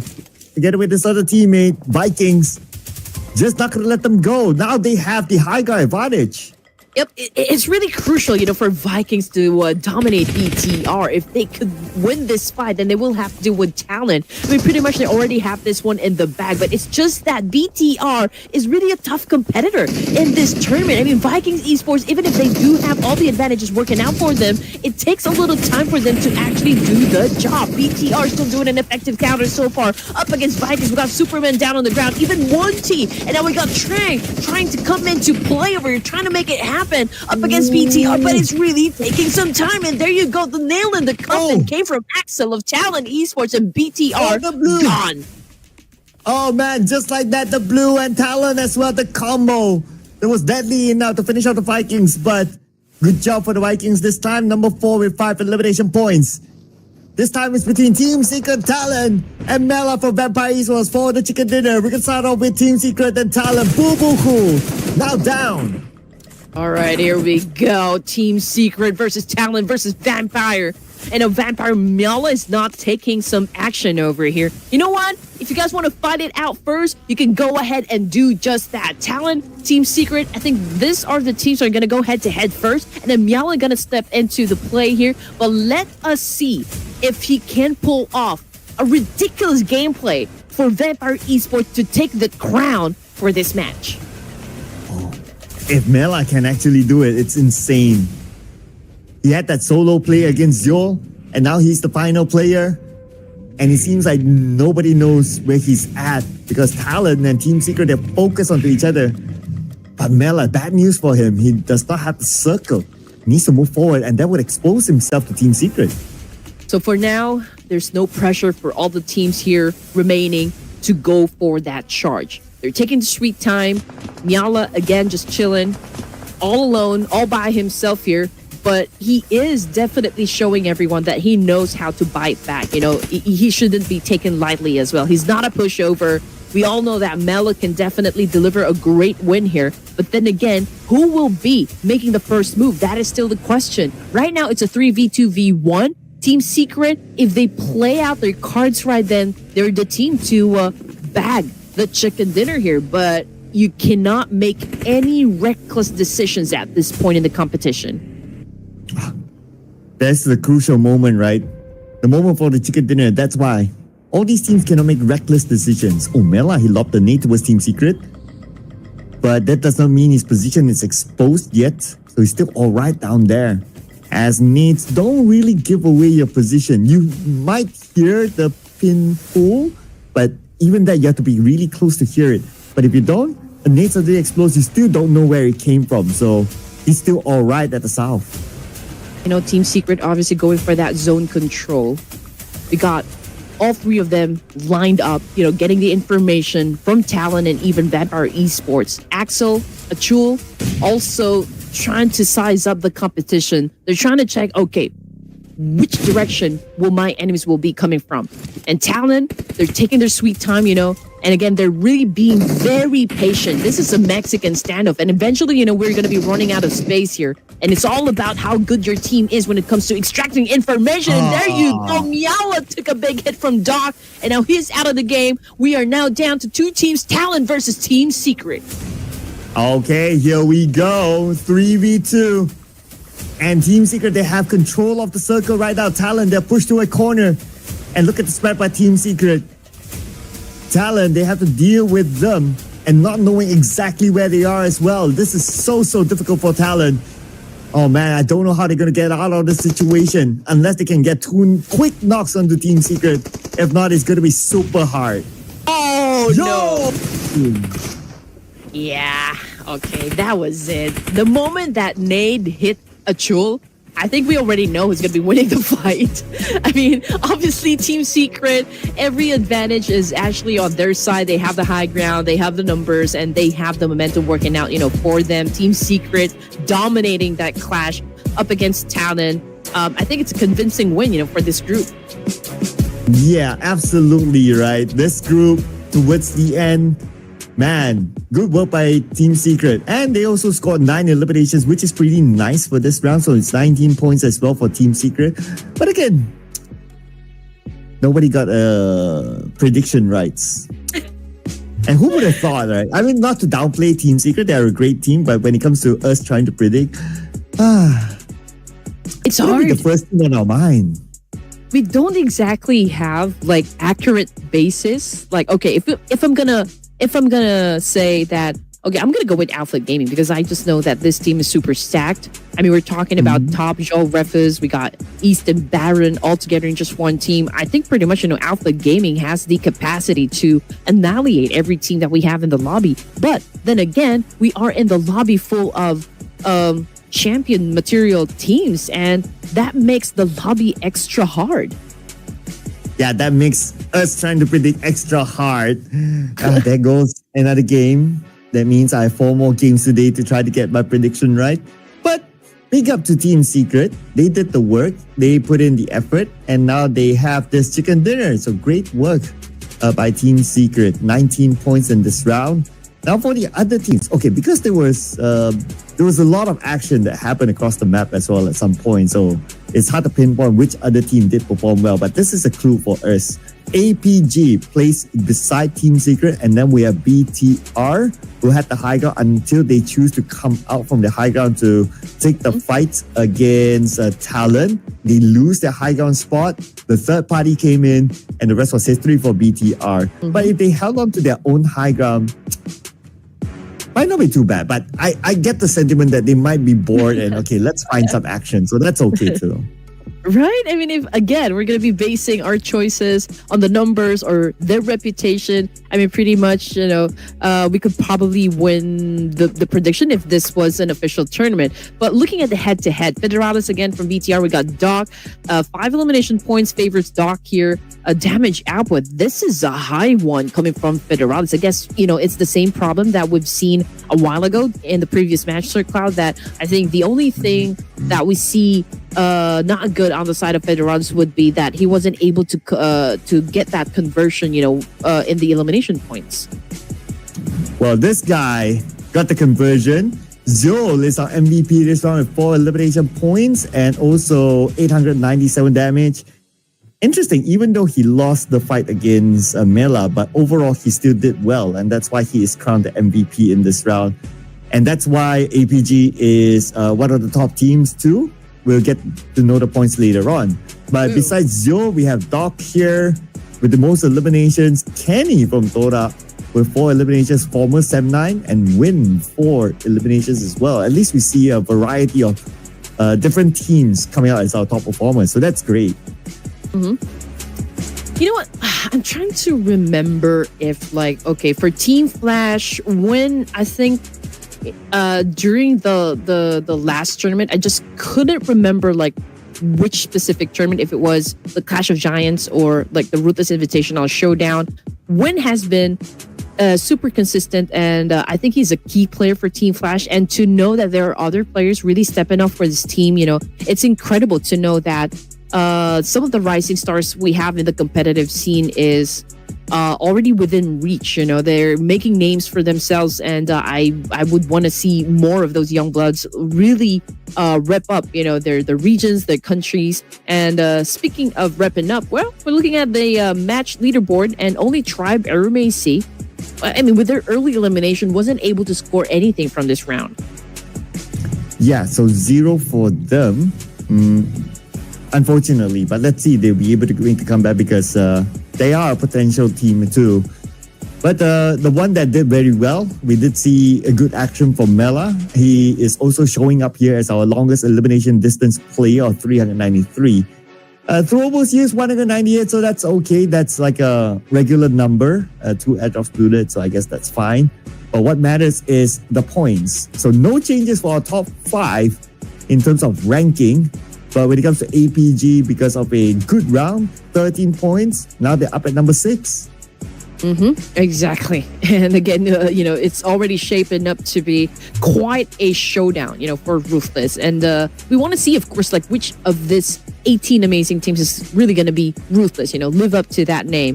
Vampire Esports, 145, just 4 points away, for Team Flash. I do wonder again, I'm really curious if Team Flash will do something about reclaiming the throne. Again, we started day number 2 of the grand finals with them at the top. We ended with Vampire Esports getting the spot. So for now, as we progress, to all of the matches we have for this evening, I do wonder if we're going to end day number 3 with them back at the top. Team Secret knocking the door. And the points are close. So I am pretty confident that they can move on to page 1 after this. But speaking about after this, we're going to head on to Miramar again. But before we do that, we're going to take a short break. See you guys after this one.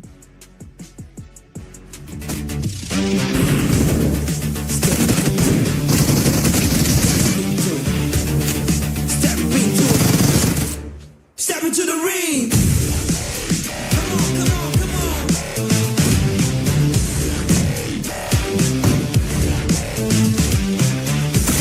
Let's go.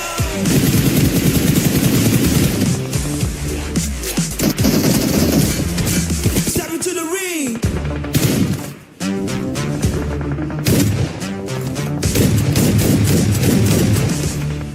Step into the ring.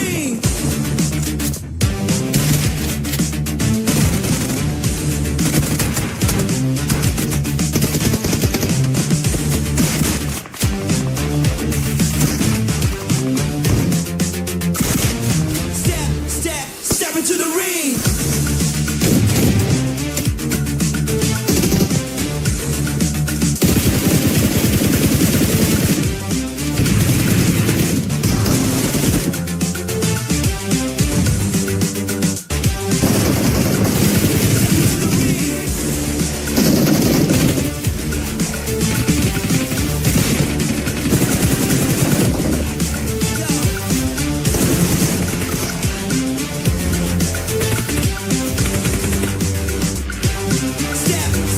Step into the ring.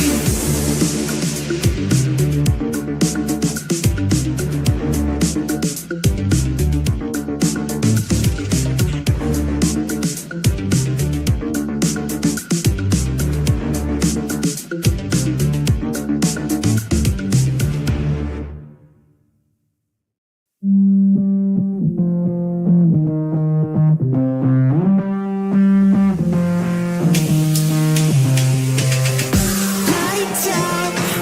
I got feeling, but I can't shout. I got reasons, but I'm all out. No rest for the weekend.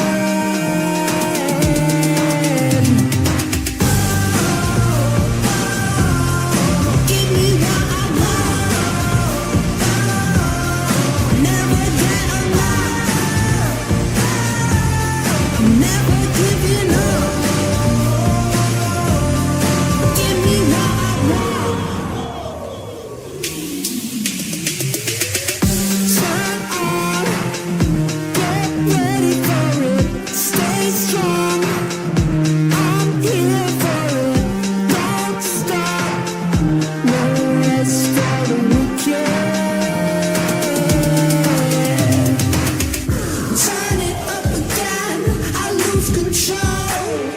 Give me everything, it's what I want. Best I've ever been, I see the glow.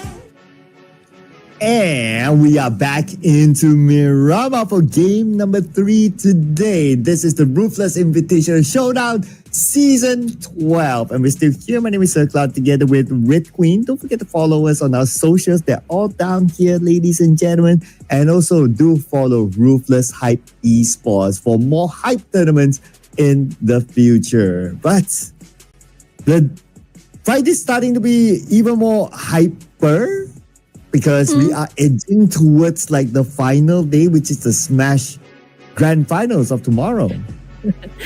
I feel like those teams already at the top, Sir Cloud, I feel like they're already taking it easy.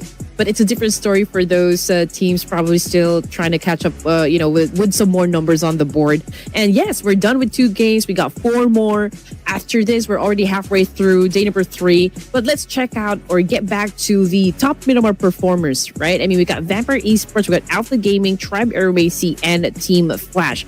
But then again, we are not seeing this big names really pop off. Like we got Boom Esports, we got Team Secret, first two teams that took chicken dinner for today. So I do wonder, even if we have this stats like saying to us that, okay, for Myanmar map, these are the teams that you need to choose, or like these are the teams that really is a high performing team. But it's not like that, for now. I know, right? That doesn't help this. That doesn't help this. Oh no.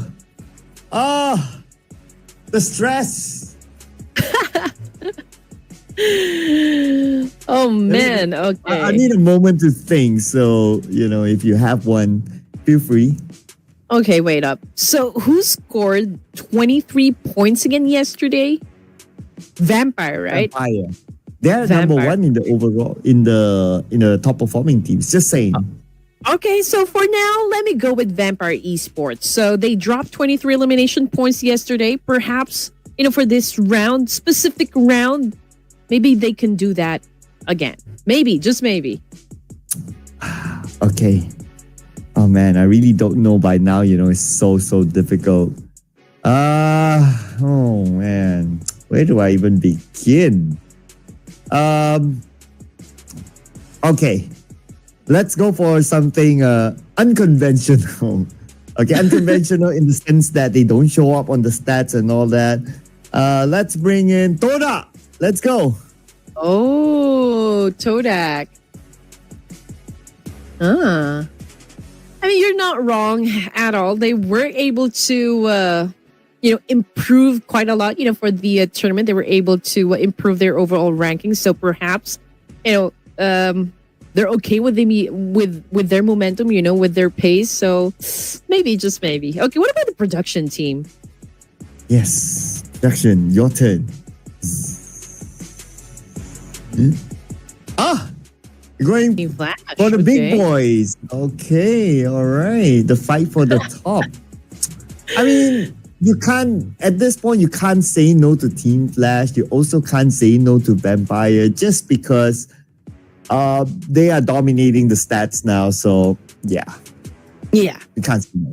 Yeah, I mean, what are you going to do in our situation? What are you going to do in our situation? So please, again, we'd love to know which team you are supporting for this next round. Not even the entirety of the tournament, just for this next round. Who are you going for? So let us know down there in the comment section. Of course, let's just have a great engagement for this one. Again, this is the last, or not really the last of Myanmar, but just like a back-to-back Myanmar. So let's check if we're going to see, alternate routes, alternate rotations, maybe even some more drop clashes to happen. So far, I guess, for most of the teams here, they go for passive few zones, first few zones, and then we see them really engage towards the last part of, the match. So again, we don't exactly know the outcome. We don't exactly know who to pick, but we'd love for you guys to join this major headache that we are experiencing at the moment. I don't have a crystal ball. I wish I had one, but I have a furry ball though. A furry ball. Show me, furry ball. Show me who will score that chicken dinner. I don't know, team. It's so hard. Oh, don't give me the pressure. I thought you were going to say, show me the meaning of being lonely. Whoa. I get the reference. Or show me the money. Oh, that too. I get the reference. Yeah. The backdoor boys. Yep. So do you guys know? If you know, well, if you know, you can drop them in the comment section. I think that song is like evergreen. Like it should be in every karaoke. Like everybody should know that song. Right. Show me the meaning of being lonely. I don't know. It's such an old song. Oh man, put it in the comments if you know, people. We want to find out how big the generation gap is now. Oh man, do we like this? I'm really gonna go for that one. Well, let's go. I want to hear it. From the comments, people, put it in. But what we want to see is also our next fight here that is happening inside of Miramar as we jump into the flight Man, I can't get enough of this cinematics. I always love it when the plane comes in. Oh, exactly. And we did see the flight path in a previous Miramar to be favoring a little bit of the south part area. So, yeah, I guess it's the same thing. I mean, we got the flight path starting from Valle del Mar and then headed towards El Azahar. So, again, we got plenty of space to go up, northern side, but we'll just have to wait where the initial circle will land. But as for those individual titles, again, it's Q all over. I think he was able to get most, if not all, of the titles, but I'm feeling like he is topping each one of them. Yep, and he's okay. Even in the most knockouts, he's there. He's quite ahead though. 32. Mela is behind 25. And here he is still with the most headshots ahead of his teammate Bao or his twin brother Bo. And it's still him. I mean, this guy has been really performing, putting in the work. Interesting. It's just him really making a statement, and just really making a name for himself. Like, oh, I am one of those good players that you need to watch out for. And this is a platform. This is a stage wherein we could really keep tabs on those rising stars, those rising super players. Eventually they will be extremely big in the region, and that's what we'd love to see, the grassroots. But anyway, okay, I think we already have a little action going on, especially for the side of the Celcom DG Alliance. And again, this fight is happening around Los Leones, and I believe they're having a gunfight up against Team Flash. And looks like it's a long-range one, so I guess it's more of like an introductory. So happen they managed to pick up a weapon. They see a floating Team Flash player. They tried their luck, but to no avail. So right now, Team Flash, they have the liberty of looting inside Los Leones. But if we were to look at the map, right, and how they position themselves, like Celcom DG Alliance only has that one small corner, and they don't really have the space to move forward. We'll check on them later, because right now, Sem9, direct engagement with T2K. And also, Tribe Aramasi wasn't really lucky, during the previous Miramar. So perhaps they've, had a different drop clash. But let's talk about more of that later on, because there's a fight that's about to commence here. Okay, this is going to be a 1v1. Okay, I think Sem9 needs to settle the score, not wait for the rest of the team to arrive. But okay, speaking of the whole team, I think the backup has already arrived. And I don't know what Sem9 is going to do. I mean, we're talking about just one here. Oh. Look at them surrounding Yuhai. Nowhere to go. By the way, Yuhai's name that he's using now, Dia, is his actual real name. A bit of a fun fact for everyone.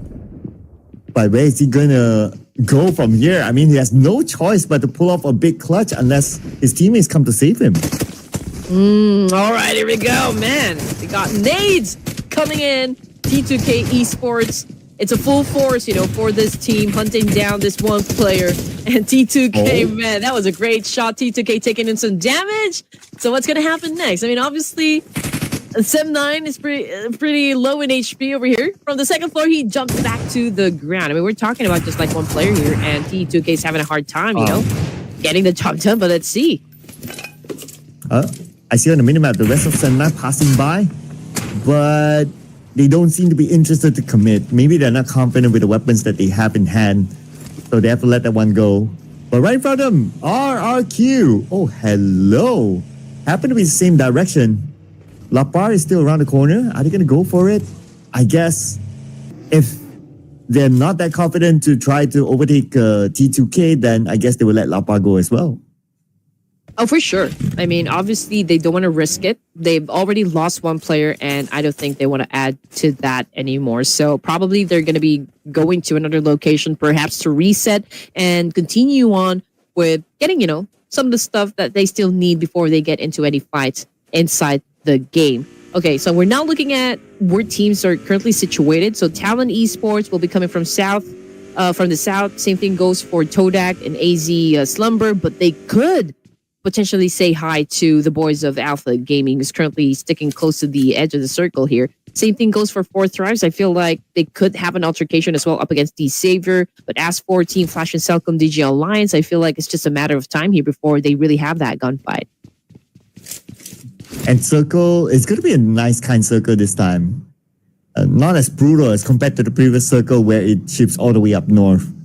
But here is our winner chicken dinner team of the previous round. Team Secret. Only Juke here. Vikings arrive. He will need backup. Zerus is on his way. Juke just needs to buy a little bit more time. Well, Juke hasn't moved, so I'm not sure if Superman is even aware of the fact that, this is occupied by a team. But so far, I don't see any panic happen just yet from the side of Vikings. So perhaps, they still don't know that Team Secret is just there. But okay, so we can already hear some gunshots. And we can see Superman throwing some mollies just to make sure that he could flush out, if there is someone lurking inside this church. But I don't think Superman was able to get Juke. Yeah, not at all. That Molly didn't flush him out. And somehow the Vikings, they back off. Okay, maybe they felt that they spent too much time just looking for one player and they don't know the rest of them or where they're at.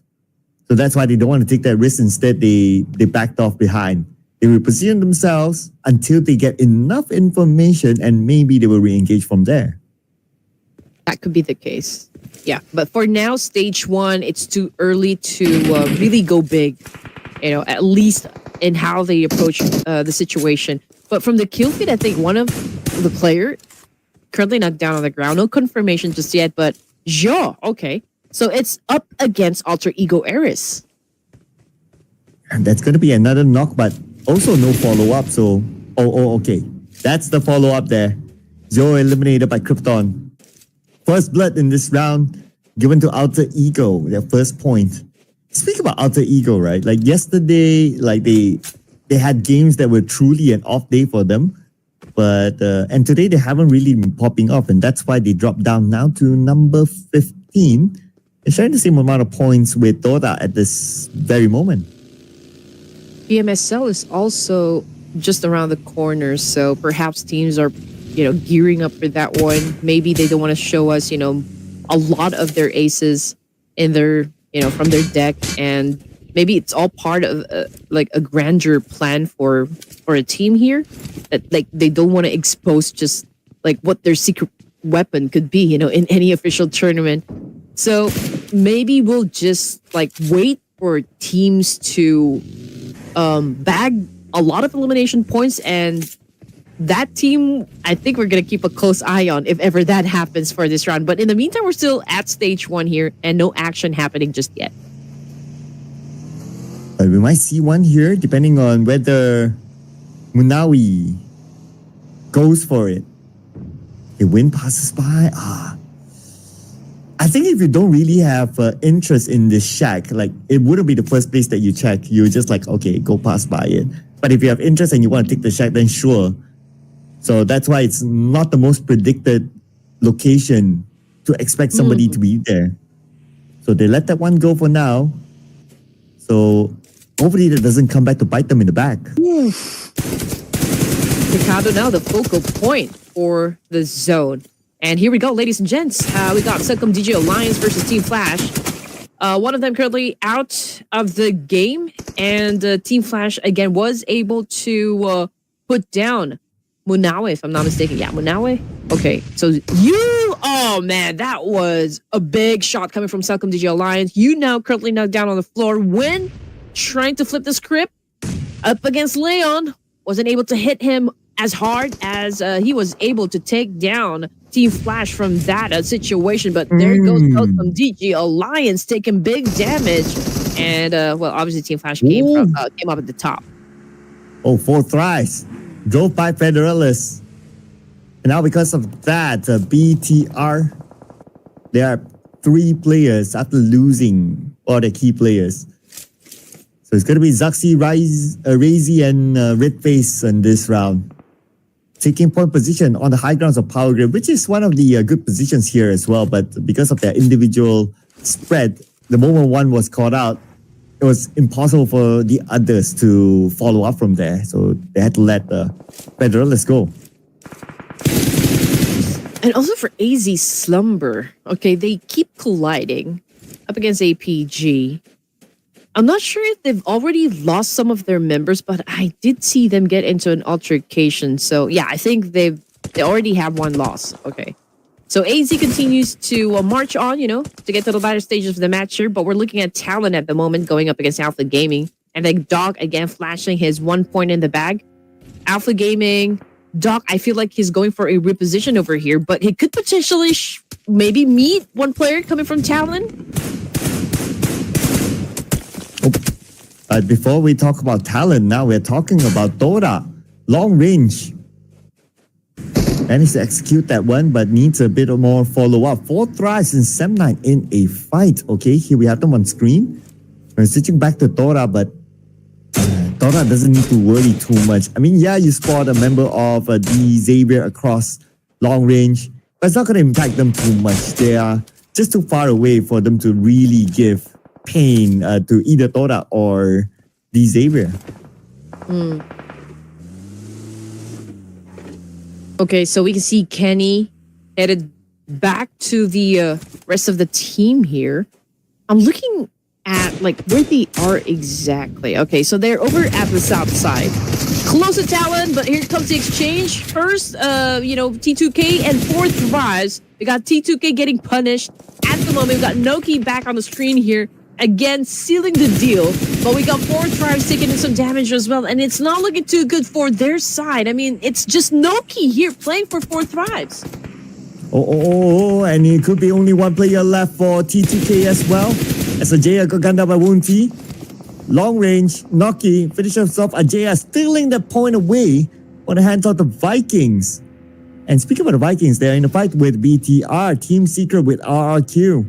Gonna see more fights happening at the same time, it seems. And Genforce just got eliminated. Lapar as well out. Lapar is down on the ground. Team Secret doing so far so good against RRQ, but the fight's not over yet. Here's Juke with the DBS gameplay.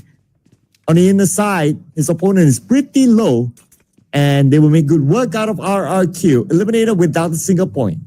Yep, in a graveyard.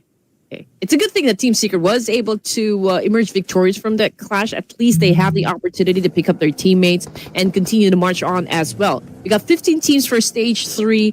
We got Talon Esports back on the screen here. And I feel like they're going for a reposition so far. But, okay, so Alpha Gaming going up against Stodak. We got 9 down on the ground here, courtesy of Dewey. We got D-Savior as well, shutting down Todak. 4 Thrives just got eliminated with only 5 points in their pockets. We can see here with the high ground advantage, East will lock in Kenny as his point. But APG, we only have 3 players, but we only see East, so it's quite a big spread for them. Vampire Esports, the next opponent might be Alter Ego. Just keep an eye on them. Alter Ego might come down south, but the fact that they are in the circle, so I guess it's not a big motivation yet, unless Alter Ego, of course, they want to rank in those elimination points, which they should though. They're number 15 right now, so might as well just go for it. And from the mini-map, I can see that, perhaps Sem9 can continue to have a fight up against D-Savior. Tribe Arumacy is getting ready to step into this zone as well, but they could potentially meet, and have a conflict with D-Savior as well. They have to pass through Pecado. But let's see what's going to happen as well between Alter Ego Ares and Vampire Esports. They're pretty close to one another. D-Savior, okay, I think, yeah, they're down here in Pecado. Right now, we're going to see Sem9 coming into the circle, and that's where a conflict might happen. But another conflict happened with BTR, 1 player down. All right. And that's thanks to Team Secret. And where are they right now? Okay, they're by the edge of the circle. T2K is not in it. They're tanking the blue. But the circle will shift, and it will deal more pain to T2K. Circle goes away from the high ground. Look at the amount of teams on the high ground of Power Grid that we still have. We have the Xavier, Sem9, Break from the Vikings. We have BTR. There's a good amount of teams that all need to come down. And that's where we'll see the next clash point around the area of Picado. I feel like, for the side of Vampire Esports and even Alter Ego Earth, I think it's a power position.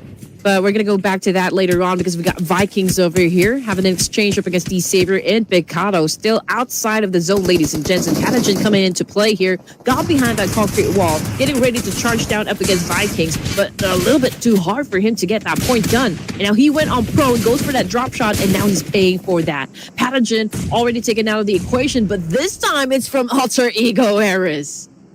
Oh, and we still have the D-Savior here needing to win that fight. Oh man, we're starting to see a lot more fights happening at the same time, including Boom Esports and T2K, but we're going to focus onto the Vikings right now with a nade lobbed into the building next to him. Levi's is there, but that nade will not connect at all. Now they're just exchanging nades. While all this is happening, 7-9 just got eliminated. This time only 1 point collected.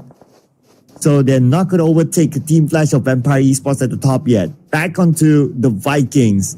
This fight has to end soon. The timer is running out right now. The blue will be on top of them. This may be the first bad game for the side of Sem9, at least for day 3. But anyway, coming off the kill feed is Vampire Esports versus Tribe Aramasi and Rig. Man, he took a big hit and now Scribbler now down on the ground here without Trang. Again with that spray. Big damage, but oh man, what a way to end things. I mean, he caught a nade and now he is looking at the floor at the moment. And Vikings taking a lot of damage from D-Savior. I'm not even sure if they're going to be lasting long in this situation. And without the circle, it's also going to be very difficult. Okay, on the elimination feed, we see D-Savior trying to fight back. But on screen right now, Alpha Gaming spraying. Tribal Messi passing by, but he fight back as well. He has to follow up. He's on the lower ground. He needs to find his high ground advantage. His opponent is pretty low as well. And here comes with us. Okay, East will clean them all up. Tripero Messi taken out. But East is not the only player for APG that needs to survive. Okay, here we go. BTR, red face, high ground advantage, cooking up an 8 here, trying to take down Zeros, but it's way off chart here. Okay, I feel like VTR doesn't have any clue at all as to where Team Secret is at the moment, and this could be an advantage, for the side of Team Secret. Let's just see if they can follow through. In the meantime, we're looking at D-Savior, and they're trying to get some points done as well. I think they're up against Vampire Esports, if I'm not mistaken. Big jump by Vitality, however. Ooh, man. Who caught that nade? I think it was Shin. Levi's passing by at the moment. He passed by Red Bull. He was ready for him. Red Bull wins that one. D-Savior out. But expect more fights to happen at the northern side. Here comes Razy knocked, leaving only Red Face left. And while all this is happening, the circle will start to shift again. It could go away from the northern side, and that could be very difficult for the teams. But lucky enough for them, the circle goes up north. Yep, lots of trade-offs definitely happening. Rosemary getting into position over here, pretty close to where Red Face at the moment. But BTR has, was able to take, that information quite okay. Red Face cooking up an 8 here, trying to shut down Rosemary, but Rosemary continues to be invisible. I don't even think that, Team Secret knows that Rosemary had already changed, position over here. But let's see what Badger is going to do in this situation as they charge in to challenge up the boys of Vikings. And look at that attack coming from Krypton. Alter Ego Eris dominating. Oh, and the Vikings here. We have Superman lobbing a super nade onto where Moana is at, but Krypton, he fires by Superman, has not much space to play with, and he will be eliminated by Alter Ego. That is the end of the Vikings. Only managed to collect 3 points this round, and that should make them remain on page number 2 at the bottom half. The job is not done just yet, for the side of Team Secret. They will still have to face the boys of Alter Ego. And whoever wins, well, gets to stay in the game. Alpha Gaming, again, we only have East over here. And so far, he's been, racking up some points for himself. And it's not even a challenge, super hard for the side of East to even challenge up the remaining teams or remaining players. I mean, he's all alone, but I think he's pretty confident with what he can deliver. Oh, here's the spray by East. He almost got it, but he's out of bullets. He needs to reload. And that reload time gave his opponent the time to run away, but East found another angle to have another shot. And AZ Slumber out number 8. He managed to gain one placement point this time. He really is or was flexing. I mean, he was able to put down how many? 4? All by himself. So that's a phenomenal performance coming from East, no doubt. And now we're looking at Team Secret back again, having an altercation with Alter Ego Eras. There's a need for these two teams to settle the score as fast as they can. I mean, the Blue Reaper is already there, just right behind them, ready to devour them. But Alter Ego Eras seems to be winning the fight here. But Team Secret, I don't think they're going to be letting go of this situation. I mean, they're holding on to this high ground advantage. And if an advantage is working out for you, you just really have to capitalize on this one. And Team Secret have to capitalize on the high ground that they have against Alter Ego. And one active player left still. One is down. And that's going to be Krypton on the ground. Badru is still alive, and Doc knows, Doc sees, Doc shoots, but not scoring yet. So on the chase right now, Krypton will be eliminated. And Badru, now he's in big trouble. They're going in for him. Oh, but Team Secret! Oh no! Now Boom Esports shows up! Buying Badru time! If Team Secret was able to close the deal between them and Alter Ego Eras, it could have been a different story. They could have been prepared, to go up against Boom Esports that actually did a major backstab in this situation. But Team Secret tried their best to defend themselves. But unfortunately, Boom Esports saw an opportunity right there. And that's exactly what they went for. And now we're looking at the situation. Boom can hunt down, this last guy from Alter Ego Eras, which is Bad Drew. And if they continue to play at this kind of pace, then, it's no doubt that perhaps they could even dominate, the remaining teams here. I mean, like Team Flash, Vampire Esports, and even Talent. But then again, Team Flash, they're holding on to a very good compound in the middle of the map. And they're the only team in the circle as well. Oh, man. But we'll see. I mean, we still have a lot of top contenders here, including Vampire Esports and Boom Esports that's currently performing. Speaking about Vampire Esports, now we have them against Talent.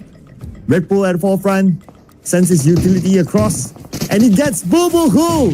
That's go time, and here is Mela showing up. Mela dancing around, but Mela will lose that 1v1. Dewey from the side will provide him extra support, and they will still win this fight against Talent. Talent Natural is too far away to do anything. Vampire Esports will pick up the points. And here we go, Bad Drew making a move up against Boom. But with that fire, I think he already compromised his location. But I think he's going to be denying the point since he's tanking the blue already. And there goes Bad Drew back to the lobby. But this time coming from the Grim Reaper himself. Now we're looking at 4 teams remaining here. Stage 6, we got Boom at the top. We got Team Flash as well, Vampire Esports, and Talent. But Talent, it's going to be a difficult one for Achul here to handle the situation since, he's all alone, left to deal with business. And here comes Vampire Esports looking at this compound, and I'm not sure if Achul is ready to go up against him. Oh, he has to. But then again, it's Vampire Esports we're talking about here. Comes by, finish out the final player of Talent, Achul, eliminating him, leaving us with Boom Esports, Team Flash, and Vampires themselves for the chicken dinner at stage number 6. Now, Yummy is looking at Dewey. Passing by, is Yummy going to pull the trigger? He's alone. Teammates on the other side, but they have no idea that Yummy is here. Oh, yeah. Let's see how fast the reflexes is for Dewey. Ooh. Okay, but I mean, it's a good thing that he's still alive. It was a close call, but then again, okay, he had to expose himself. From Yummy, and Yummy obviously took advantage of that one, capitalized on the information, capitalized on the aim, and Boom Esports is doing exactly well just to get that chicken dinner. Okay, and Boom Esports, because they got 2 knocks, now they need to hunt for the final player of Vampire Esports. It's Red Bull. He's on the other side. He's not in this house, but they have no idea yet. They don't have the information where exactly Red Bull is at. They're still finding this house. Mela will be taken out by Yummy. Boom Esports now dominating with 5 eliminations, while Team Flash, they're just being chilling on the other side. Yeah, they're not joining the mix. I mean, who wants to be in that kind of situation? I mean, if they already have like the biggest advantage of scoring that chicken dinner, then there's really no pressure for them to leave the compound just yet. And just look at that. They continue to be favored by the zone. I mean, that whole compound where Team Flash is actually staying at, it's still included in the zone. But number advantage definitely goes to Boom Esports. So how good of a defense will Team Flash able to put up against Boom Esports? Yeah, because Boom Esports, they have the numbers, right? But when it comes to like Circle, pretty equal. But because again, Boom Esports, they have the numbers, so naturally they can position themselves even more within the circle. Or Team Flash has 2, Boom Esports has 3. Red Bull still caught on the southern side alone. He needs to cross the road, and he's hoping for these two teams to distract each other so you have better access into the circle at least.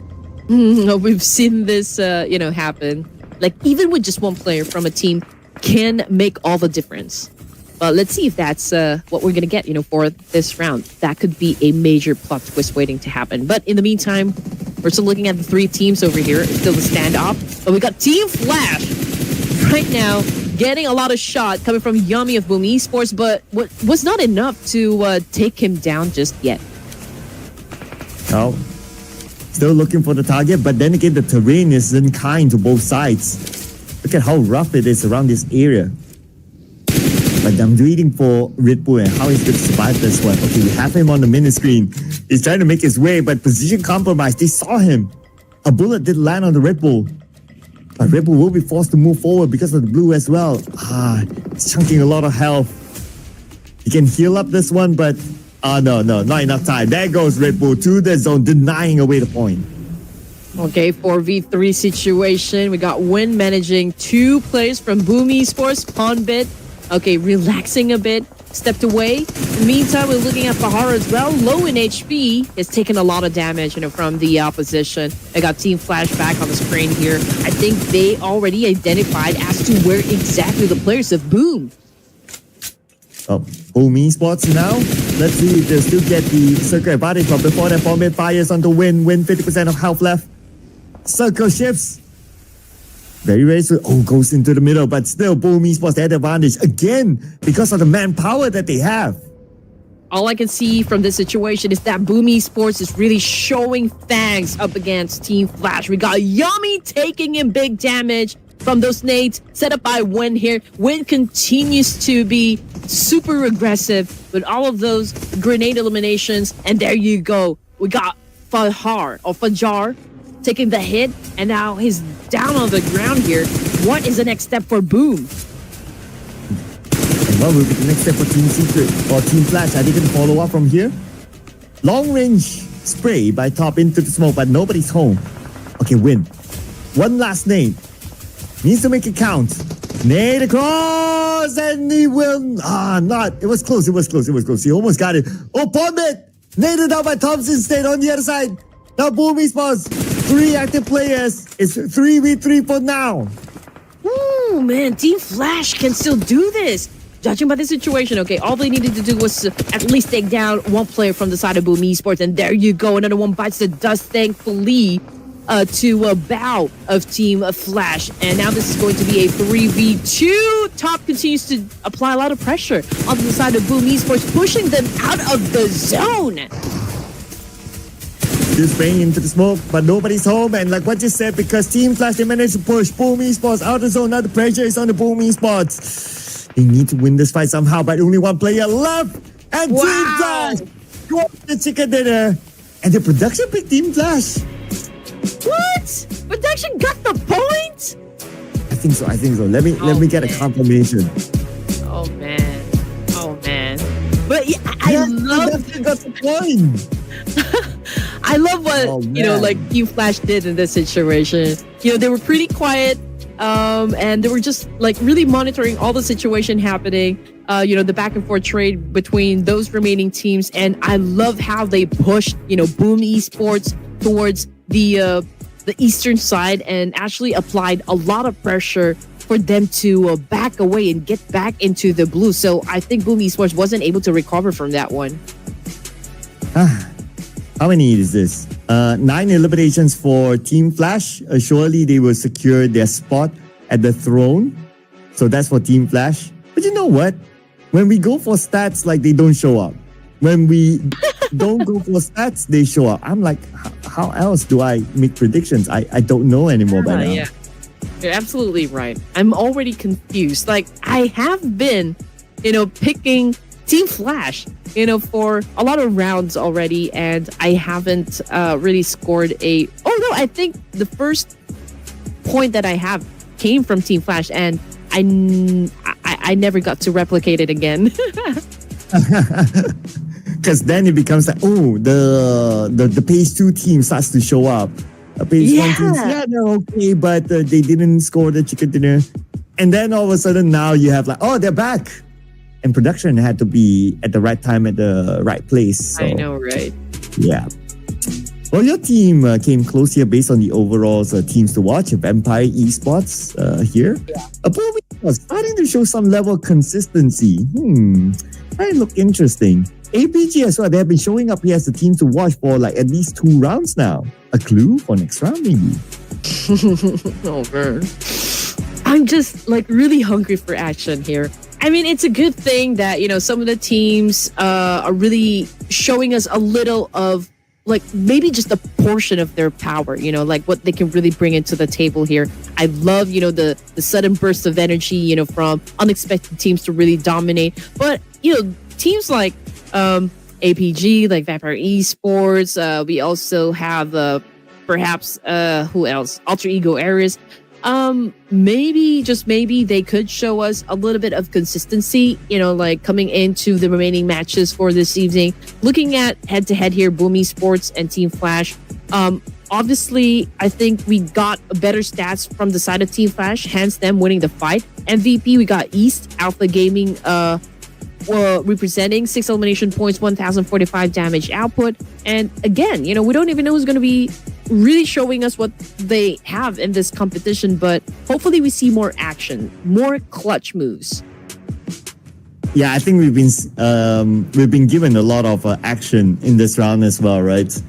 But I expect more for sure because teams are really like starting to really heat up things because we are towards the end of this season. Besides East, we have Red Bull who put on a good show as well. He was the final remaining player for Vampire Esports. And then Doc for Team Secret and Krypton from Alter Ego sharing 4 elimination points. But East 6 elimination points and 1,045, that's a lot. But of course, team contribution of 75%. Yep, definitely deserves to be the MVP. And it's a great thing, that what Joel did, from this round. I mean, he was left all alone, maybe stage 5, stage 6, and he still was able to get 4 more points, for the whole team, or maybe even 5. So I guess, that's a job well done, for the side of Joel. Vampire Esports at second place with 13, and then we got Boom, Alpha Gaming, Team Secret also ending the game with a double-digit score. And this time, the only team that wasn't able to bag anything, so that will be the Boys of RQ, down at 18th place. Yeah, RQ, the only team without any points this time. But longest elimination distance, this is one of the highest. 412, if I'm not mistaken. It is the highest itself. Maybe you guys in the comments can help to verify that too. And we have a lot of airdrops looted, like it's 4. This is on the higher side. Throwables used, pre-standard 181. On the overalls, because Team Flash scored the chicken dinner, welcome back to the Iron Throne. It is one of our questions, when we started the matches this evening. Is Team Flash going to be able to dethrone Vampire Esports? Will they be reclaiming the throne? So I guess it's a yes, but then again, they shouldn't be too complacent. They're not supposed to be comfortable just yet because that's just 2 points, against Vampire Esports. So we already have 3 teams again that already crossed the triple-digit score. And, out of the 3, Team Flash bagged the most number of chicken dinners, a total of 4. And the biggest movers here is Alter Ego on page number 2, going up 3 ranks with 8 points collected this round. It's okay, but we have seen a lot more from Alter Ego. So let's see what sort of climb they could get here. Other than that, we do have a few movers here with T2K, Circle DJ Alliance, Toda, and AZ Slumber going down one placement each. Nothing has changed at the very bottom with Talon still stuck at number 18 ever since earlier today. So that's a spot that they need to get out of. But will they get out of? They have 3 more games to go today. We're going to be in our second half. But before we get on to that, as usual, we'll take a breather and we'll see you after this break.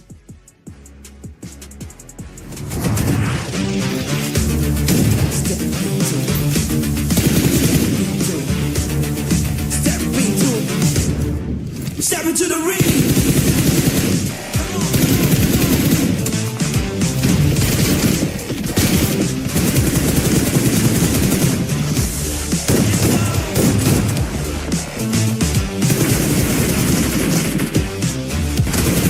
Step into the ring.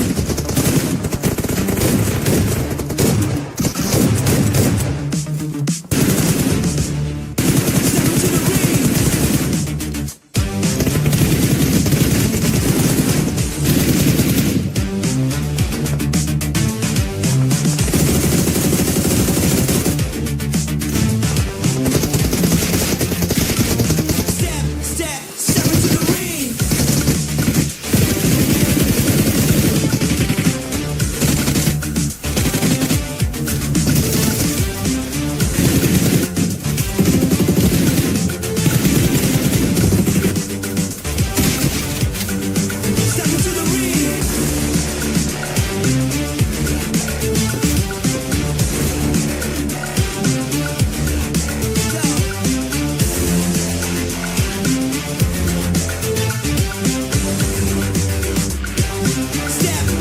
Step into the ring.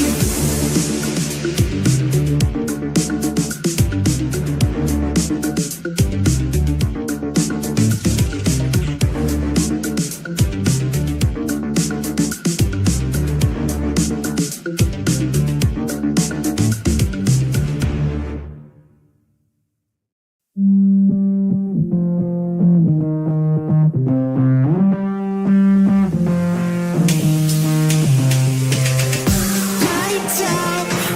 I got feeling, but I can't shout.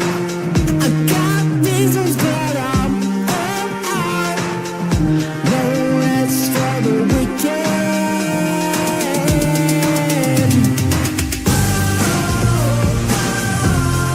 Give me what I want.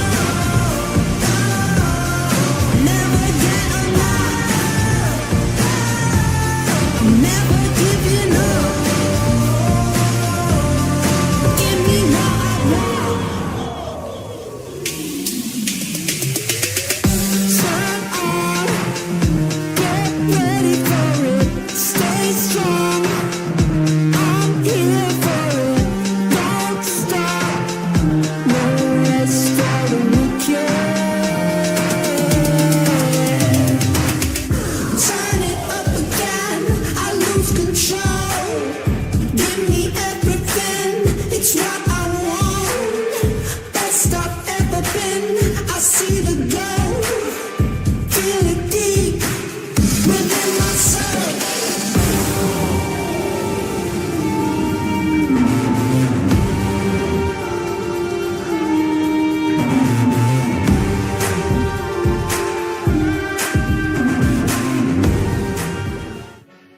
We're back for the second half. 3 matches to go before we wrap things up for day number 3 of the Grand Finals. This is the Ruthless Invitational Showdown Season 12 with Red Queen and Sir Cloud.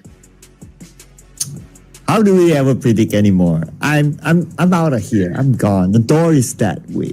Like, oh man. But production scored 1. And Team Flash scored the chicken dinner. Congratulations to Team Flash. And that means they're back in the Iron Throne again. And here's a bit of a summary for you guys in case you guys to join us.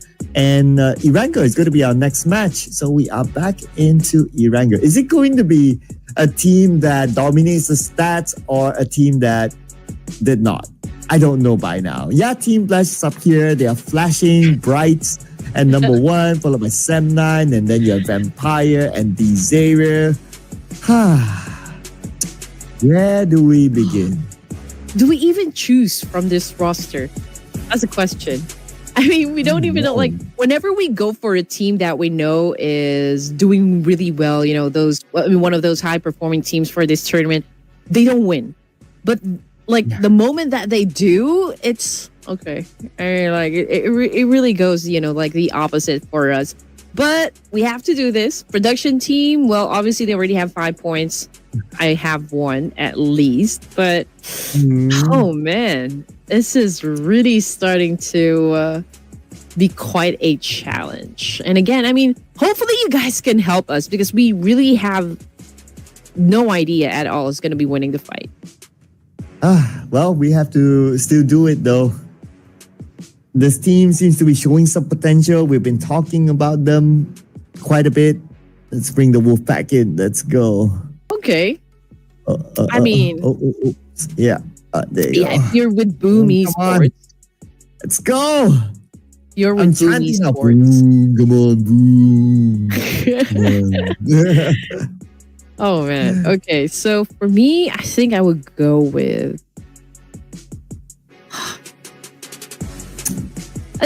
let's go with Bigatron. Okay. Bigatron. They've been showing some level of promise. All right. And production went for stats. Vampire Esports. Okay. Yep. I mean, they went correctly with stats. So, yeah. Brought them the Team Flash win. Now they have 5. Production is like way ahead of any of us. That's like, wow, production is the one dominating the scene now. I have an idea. Okay. So, okay.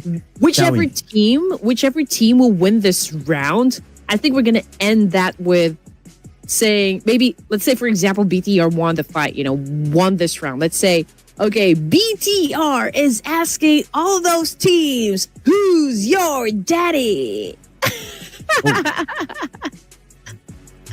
Wow, okay. I think that's a good one. Are you gonna let any team say to you and ask you if they're your daddy? Well, let's go. Okay, that's the way to pump it up. Pump it up, come on. Of course, I'll say the same for Boom Esports. Come on, are you going to let them show you who's boss? Come on, Boom Esports. Show them who's boss. You're the wolf pack. You never go down without a fight. Let's head on to it. We're back on the OG map of Irango. Flight path from the south of Main to the base to the north. Let's go. I'm thinking if they're actually listening to, the casting for the tournament, I'm pretty sure they're watching, just to go through the live broadcast and maybe check out like how teams are, like doing or maybe rotating. But I do wonder if they can hear, some of the things that we say. But hey, all good things. We promise all good things. Well, I guess they would check out later once it's over, right? Right now, it's like, okay, we gotta focus onto the game. And then they'll start to hear, oh, this is what the casters say about us? Oh, okay. All right. But we're gonna see a different drop by Vampire. Dropping in mid to the base. Okay, they normally drop in Primos with this fly path, but they're switching their drop spot in mid to the base. So that's a bit unusual. Let's see what sort of circle we're gonna get. Maybe mid to the base, and then Vampire will say to themselves that, hey, we did the right moves. Yeah, I hope they could, like, maybe just show us how to, still dominate day number 3 here, even if Team Flash was able to dethrone them. Hopefully, we see a spark of interest, from the side of Vampire Esports to just like maybe have a tug of war, But this is I think this is a hard circle since, favored north side and we got 20% of water here. And also we got a fight that's about to happen here. I guess it's Vikings versus Todak. And Vikings, very early fight for them. Both teams on page number 2. Let's see who will win this one. Around the area of Gatka, and this fight is happening. Who has the better weapons? Todak, okay, not too bad. They have a Tommy gun, but Trang has a UMP. That's good enough to knock down Kenny, but not good enough to knock down Manap with a Bison. And Mana now chasing down, but he's very low on ammunition as well. Oh no, Krypton.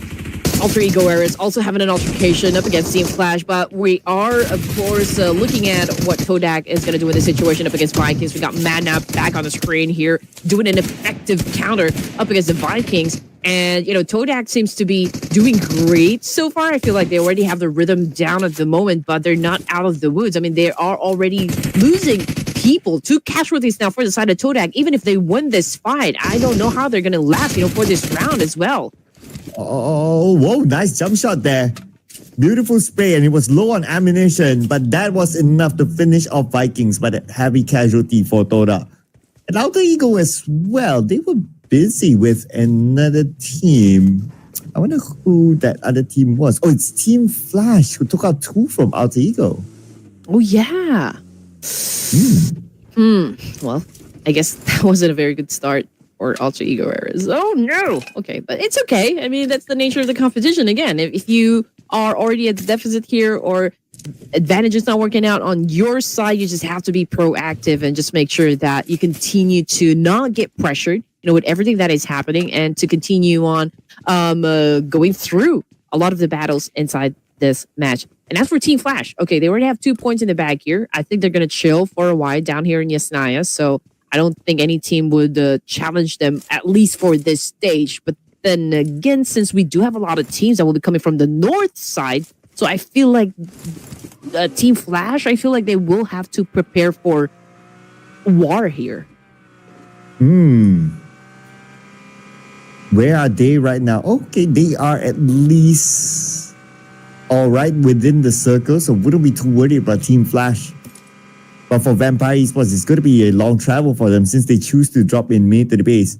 Now, it will be interesting to see, right? Like, since we have 3 teams in mid to the base, there is a possibility that one of the bridges, likely to be the left bridge, that we might see a clash if the timing of rotation is the same. Yeah, Fourth Thrives loves to drop in that particular spot. They love to do bridge camping, you know, looking to see if there would be a team brave enough to cross. And I think they're there to really just get those elimination points that they need so far to remain competitive. But I do wonder if they're going to be focusing on like maybe having an early rotation, since, you know, the initial circle had favored the northern side. But APG is about ready to, I guess, move from the military base back to the main peninsula. But then again, Fourth Thrives is not moving at the moment. So perhaps they're waiting on APG. Yeah, I guess they're just waiting for like who's going to make the first move. As for T2K, they are okay in Severny. This is a good drop for them. Up north, Circle is pretty much there. There will not be a chance that Circle goes to main peninsula. So all they need to focus is to be up north. And I would expect shooting range to be one of the more populated areas. After the teams loot, they want to try to get focus onto the high ground shooting range, especially those teams that are close by, like the area of Rozok, like AZ Slumber. And Boom Esports, look at this, they're already on the way there. So they know that that's a prime spot that they can access because their starting point is at Rozok. They should have quick access into the prime area in the circle. Okay, so obviously first wave of teams already headed towards the south side. We also got Todak coming in to play here from the west side. A Tribe Aerobase could potentially also head towards that same direction. So, I mean, just looking at how close the teams are, you know, from each other. I mean, Boom Esports, BTR potentially could have a fight here, and even with, you know, like Team Flash, RQ already, you know, in the mansion area. But we're looking at D Savior over here, since Natty T opened fired up against a team that, you know, just passed by. They've already compromised their location. But then again, maybe they are prepared to fight. Maybe they are inviting teams to crash in that compound. Oh. No crashes yet. Boom Esports left Rozok just in time before D-Xavier come by.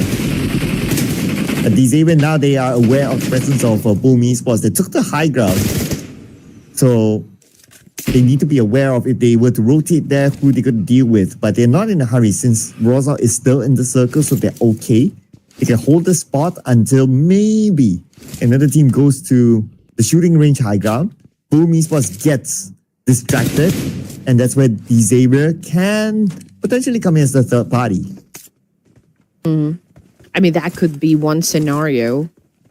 And, you know, Force Thrives, I think no matter what happens, I feel like they're going to have a collision up against Alpha Gaming, just like maybe checking, you know, how APG is determined to head towards, you know, the south side of the zone. That would be their entry point. And, you know, again, they could really clash with the Force Thrives. But then again, everyone is busy to go for that reposition, you know, trying to take advantage of an empty land, perhaps, or a very good vantage point. But so far, no team is going for the hard push just yet. Yeah, everyone's really disciplined this round. Well, except for that early fight between the Vikings and Tora. Well, generally, everyone's okay. Yeah, Alter Ego lost 2 players early on. That could probably be during they were tussling for vehicles when they first land. Naturally, that happens, especially if you have 18 teams in the lobby. Our circle continues to go up north. Ooh. Wow. I would expect with this circle, more teams to go to Severny. Yeah, and it's just amazing that everyone is avoiding to actually pass through Yasnaya. So perhaps everyone is thinking that maybe there are a lot of teams camping, you know, like maybe passing time, but nobody actually stayed in Yasnaya, not even Team Flash. But AZ Slumber, okay, having an exchange up against Boom Esports, and they're getting picked off one by one here. Boom Esports seems to have that leverage up against that team, but I don't think the fight will continue on. So perhaps, you know, AZ Slumber decided, okay, maybe this is not the time, you know, for us, you know, live to fight another day. I think that would be the main objective for now, at least for AZ Slumber.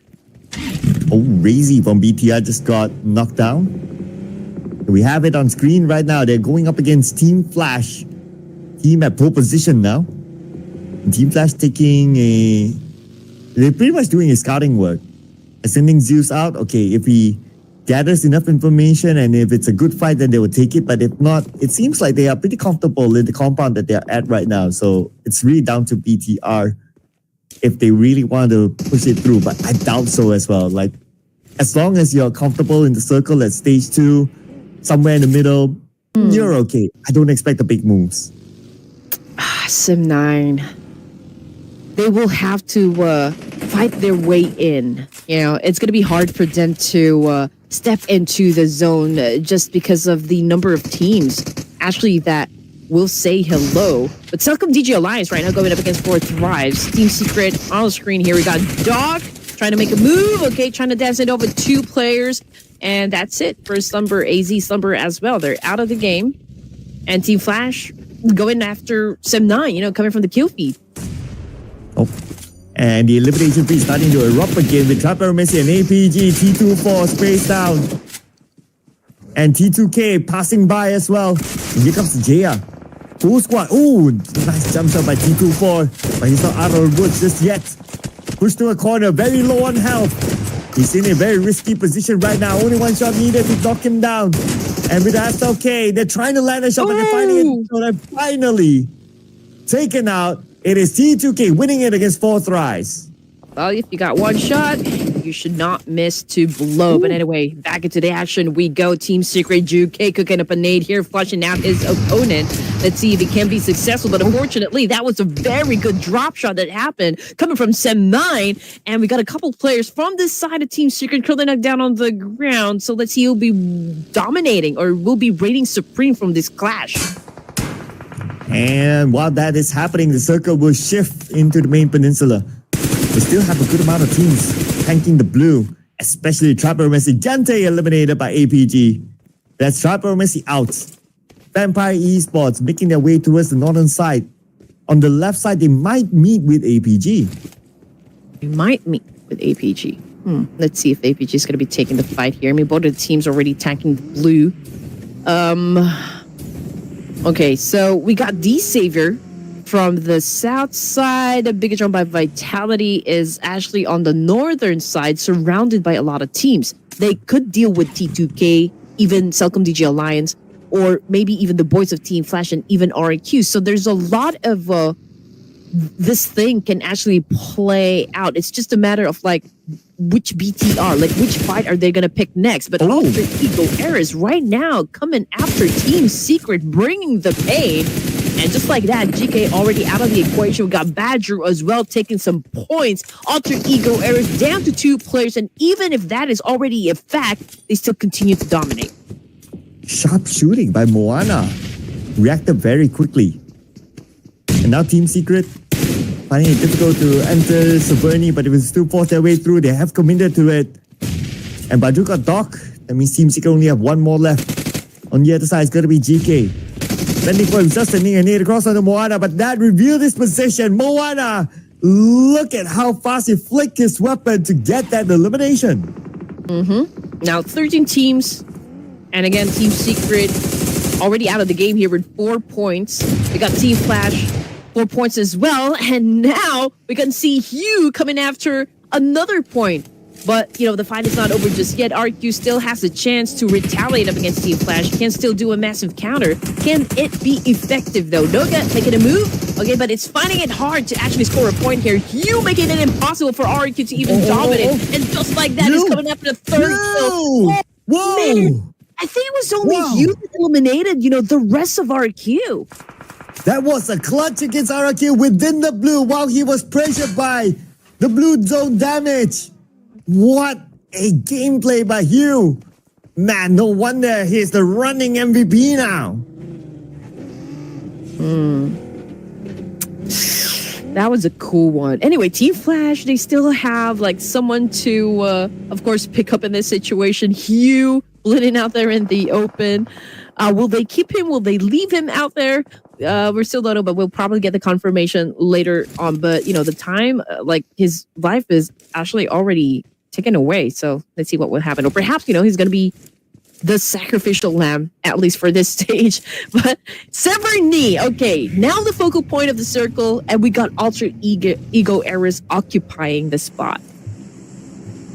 Interestingly, no one else is in Saverni. Yeah, Team Secret, they attempted to enter it. They lost to Alter Ego, but I would have expected more teams. But surely now more teams want to aim for Saverni. Next to enter it is going to be Toda. But Celcom DG Alliance taking the time.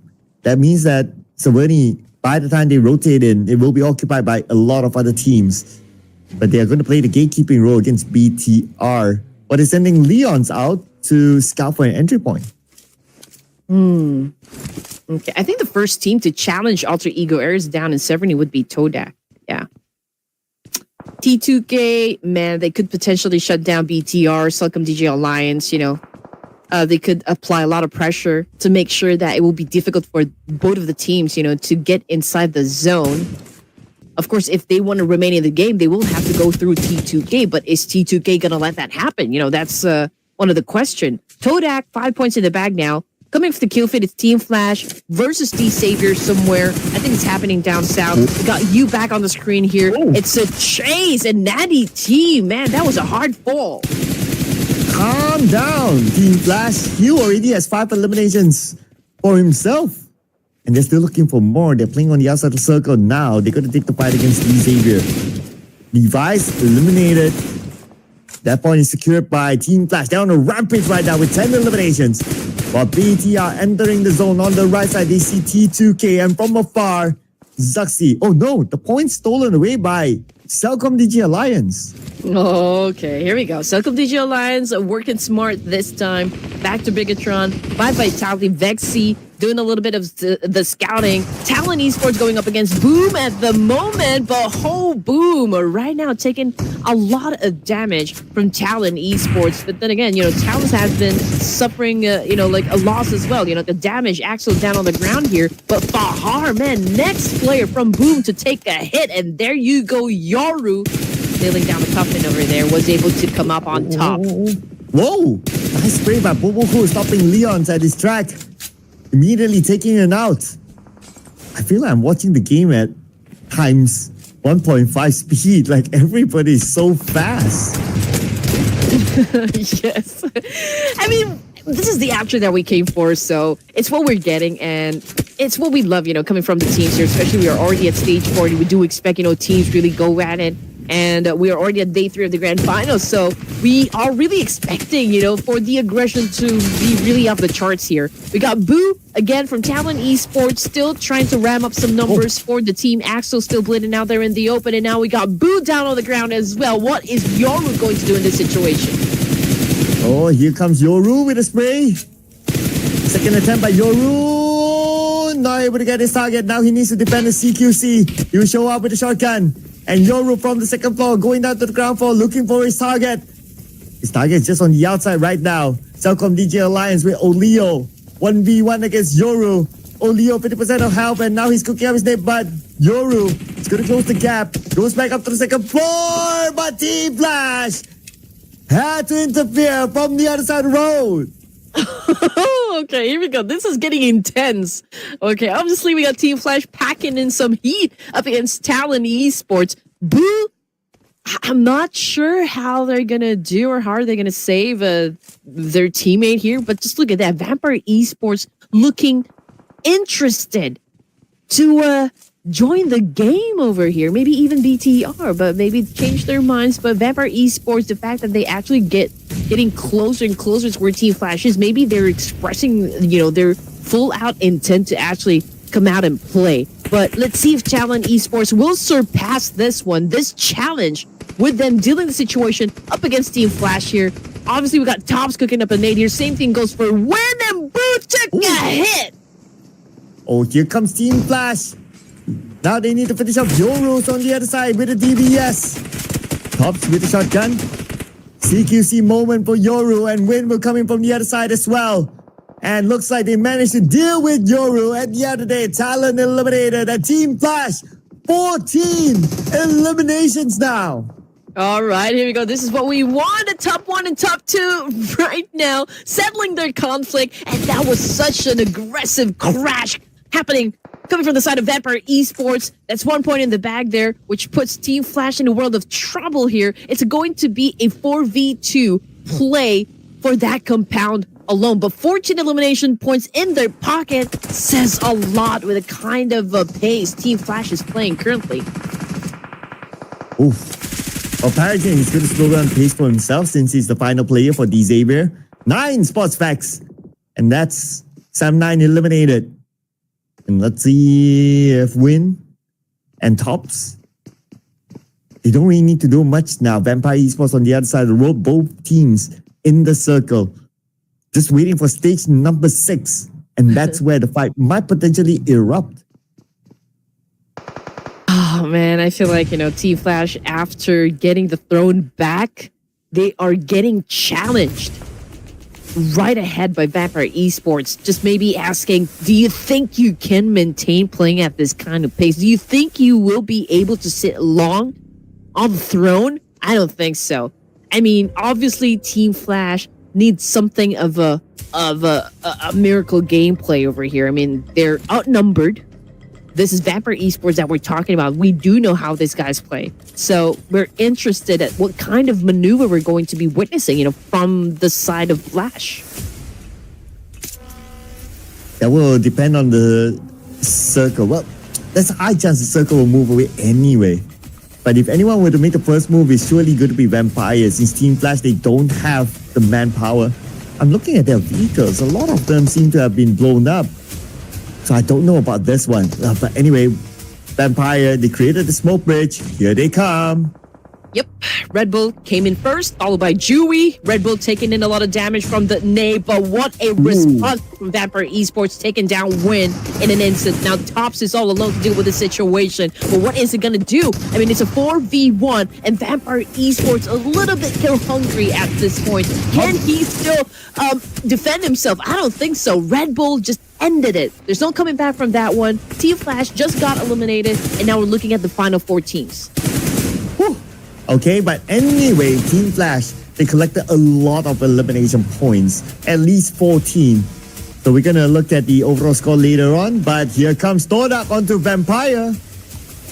Oh man, and BTR right now could potentially take off the Eagle Raiders, but Dapper Esports right now coming after Todak. We got Dewey down on the floor. Red Bull still trying to make sense of the situation. And there you go. An accurate shot again coming from Red Bull. Vampire Esports continue to dominate with 6 points in the bag now. What a shot there, Red Bull. Man, Dota stood no chance. They couldn't even land themselves.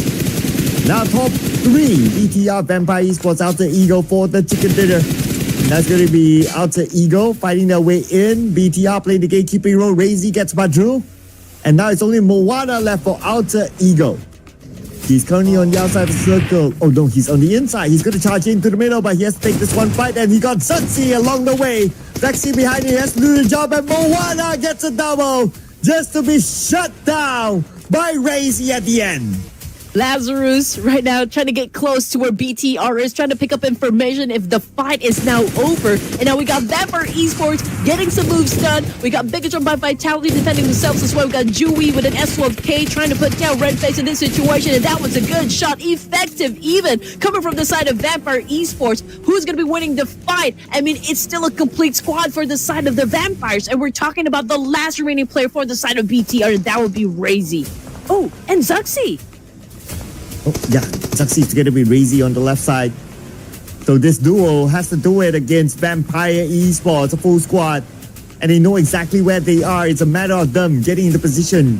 Look at Dewey on the left side. He's rotating all the way behind. And he could potentially backstab the 2 players of BTR. Don't have much space to play with. And now they will come in all together on the BTR. Dewey gets Zuxi. One more to go. It's going to be Razy. The IGL will be taken out. Vampire Esports locks in another chicken dinner. And I almost got my prediction right for this round. Oh my goodness, why does it keep happening to me? Okay, so Vampire Esports says that, okay, we just let you seat, on the throne just to have you get a feel of it. So you know how it feels like to be taken down once again. And that's Vampire Esports again reigning supreme for this tournament, taking the top spot again back from Team Flash. So the team with the stats is back. Okay. I wonder if I need to change the way I predict stuff. But anyway, gotta give it to Vampire with the chicken dinner. But also Team Flash, they scored a lot of elimination points. So I'm not sure if Team Flash actually collected more points than Vampire, because it's also the narrative of the fight between the two for the throne. Yeah, for this round, Team Flash have been, really cooking. Actually, in the previous round as well, they have been pretty consistent. They weren't able to bag, like the chicken dinner for this round, but when it comes to elimination points, I think they have it down as well. But from Vampire Esports, yes, I think if we're going to compare the elimination points that they have against Flash, I feel like Flash, did, I think, bag higher number compared to Vampire Esports. Ooh, okay. That's a rough calculation. But okay, this is a clue for us, right? So Team Flash is still behind Vampire in terms of team to watch. That means the amount of points collected is not as many as Vampire Esports, but still above teams like BTR, who scored the second place. So we'll calculate the points later. But we also have to give it to Dota as well. This is a round where they also perform and they are part of the teams to watch here. BTR, we did start of the day talking about them like, okay, could they do the BTR? Could they do the comeback? And they seem to be somewhat consistent.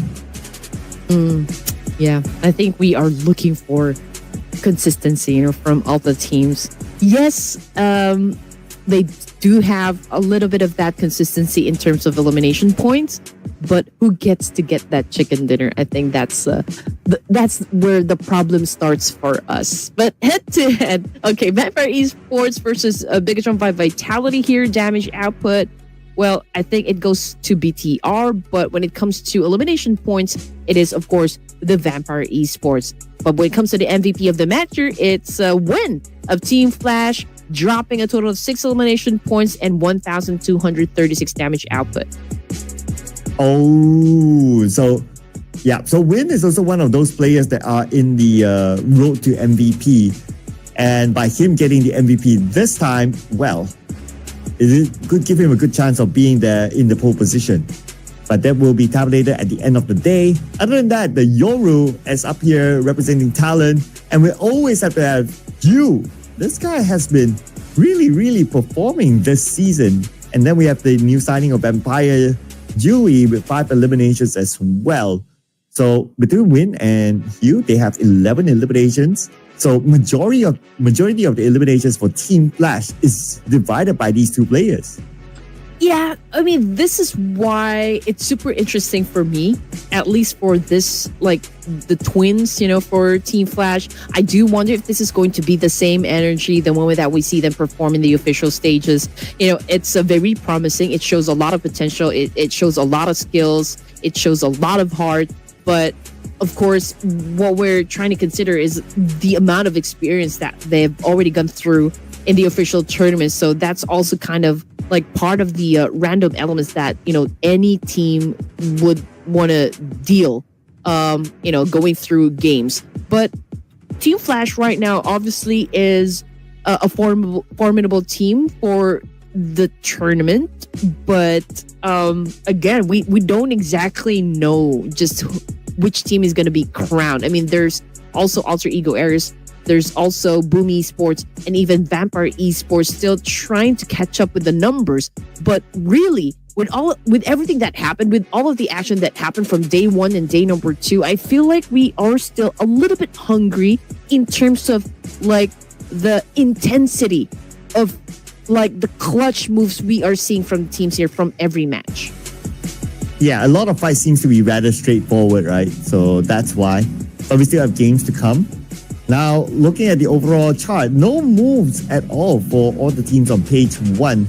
And Team Flash, they're tied together with Vampire Esports in terms of points collected. But because they have 4 chicken dinners, so the tiebreaker does favor Team Flash. Oh. Page 2, a few movers here and there. And it looks like good news for Talent. They're no longer at the very bottom. Instead, they swap places with AZ Slumber. Now 1 point away from Talent Esports being at the bottom of the barrel here. But also to point out the fact that 4 Thrives. Okay, this is very unusual. Usually we see them have an explosive gameplay, maybe one or maybe a couple of games, in a day. But right now it's still a no-show, for the side of 4 Thrives. Perhaps, they're still trying to cook, but hopefully we do see even just a little bit of their prowess, into this competition. Could be good. But we will see more of them after this break, ladies and gentlemen. So don't go anywhere. See you guys after this one.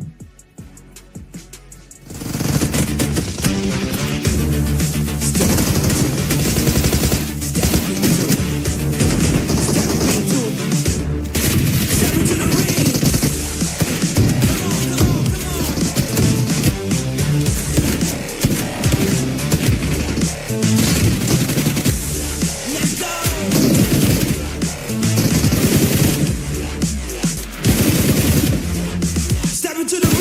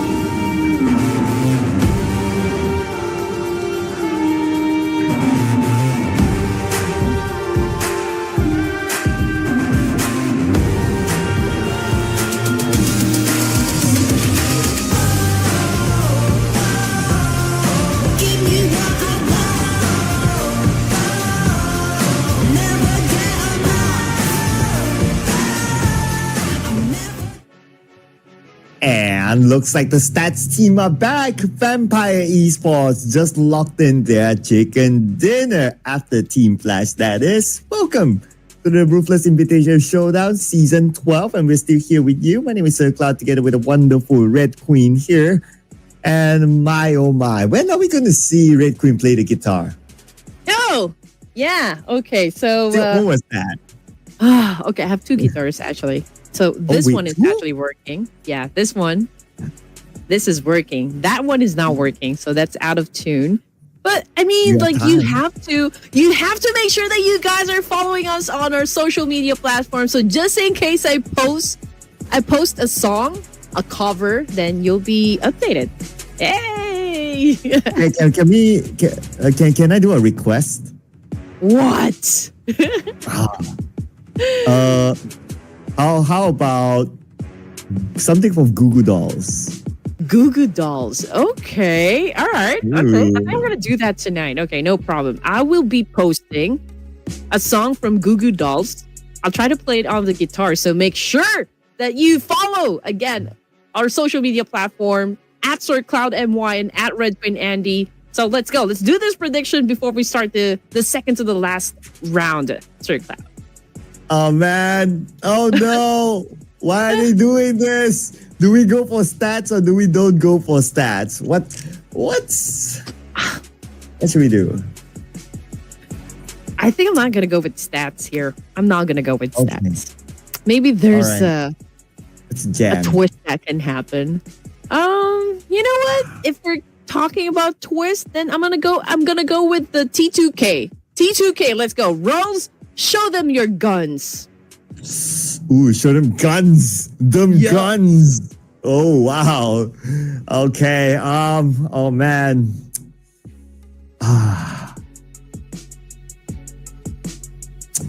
Oh man, so hard. Okay, let's bring out the boys. Oh, BTR for me. Let's go. I'm just gonna do this now. BTR. Okay, Bigatron by Vitality. Okay. Somebody These guys are save me. pretty awesome as well. 6 correct predictions now, for the side of production. Okay. Boom I know, Esports. right? Okay. Okay. So, So none of us are going for stats. yeah, no. But you know what? For today, so there were already 2 teams that are representing Vietnam, at least for those teams that scored a chicken dinner, and then 1 from Indonesia. So, if we're just gonna play a little game, I don't see any Nepali team yet holding a chicken dinner, at least for day number 3 of the grand finals. Again, we already have 1 from Indonesia, so that would be Boom Esports. Do you think T2K could probably score a chicken? I mean, if we were to look at their gameplay, okay, one of the highlight fights that they won was against Fourth Rise, and they did it pretty clean. So, I mean, they do look like they can. Yeah. I guess it would be nice to see some diversity as well in terms of which region is getting the chicken dinners, right? So, yep, maybe T2K. Yeah. I mean, Who's gonna at this point, you know what? At this point, it would be nice to get production to speak on what they think and what's the secret to getting those 6 predictions right. We it's always us just assuming what production thinks. So maybe one of these days we need to do that. How are you guys always good when it comes to prediction? Something's really fishy. Something's fishy. They're from the future. They know. Oh man, I'm just kidding, guys. Again, we would love for you to join us into this little game that we play. Please do let us know if you have any team in mind that you guys are supporting or you would want to win, for this round. And again, we're almost nearing the end of day number 3 here. This is going to be the last Erangel that is about to drop. So let's go. Let's go, people.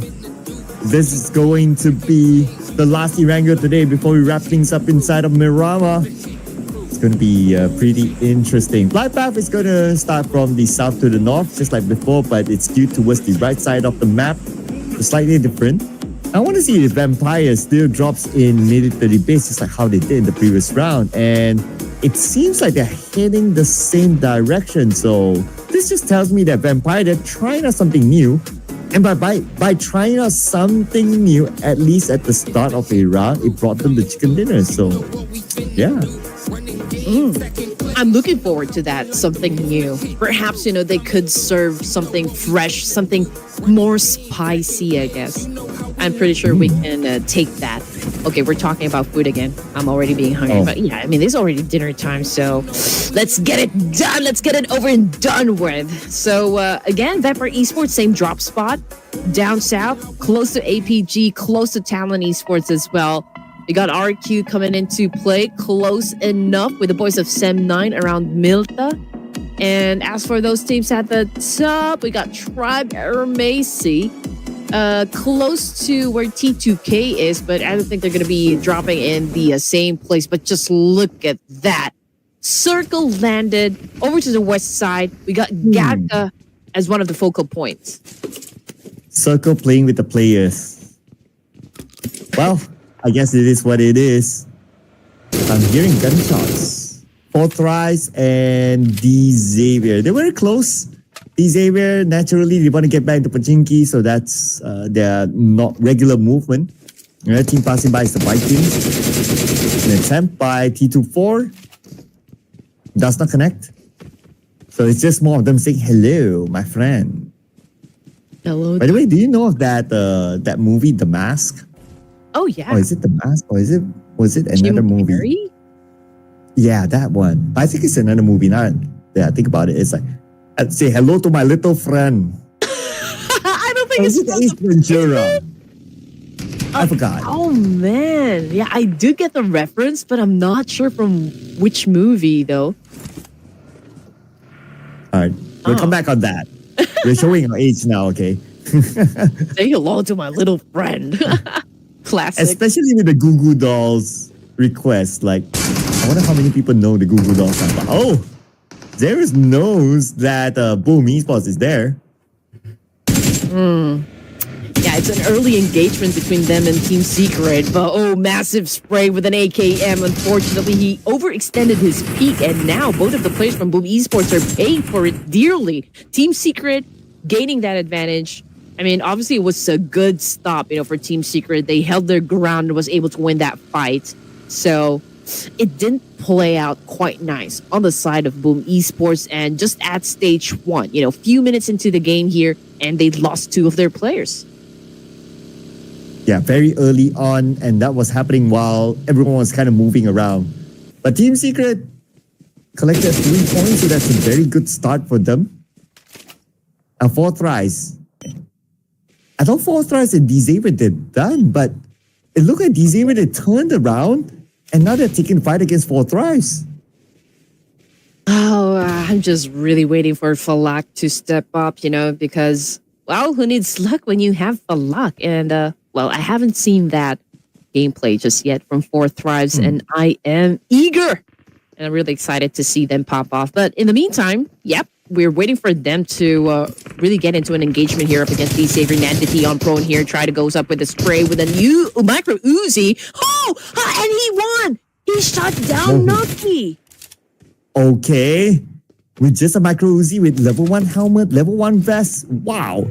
And now he will pick up the level 2 vest from that. Oh, but Celcom DJ Alliance, they're coming by too. Wait a second. Guys, the circle is all the way to the left at Gaka. What are you guys doing here? Why does everybody want to be here?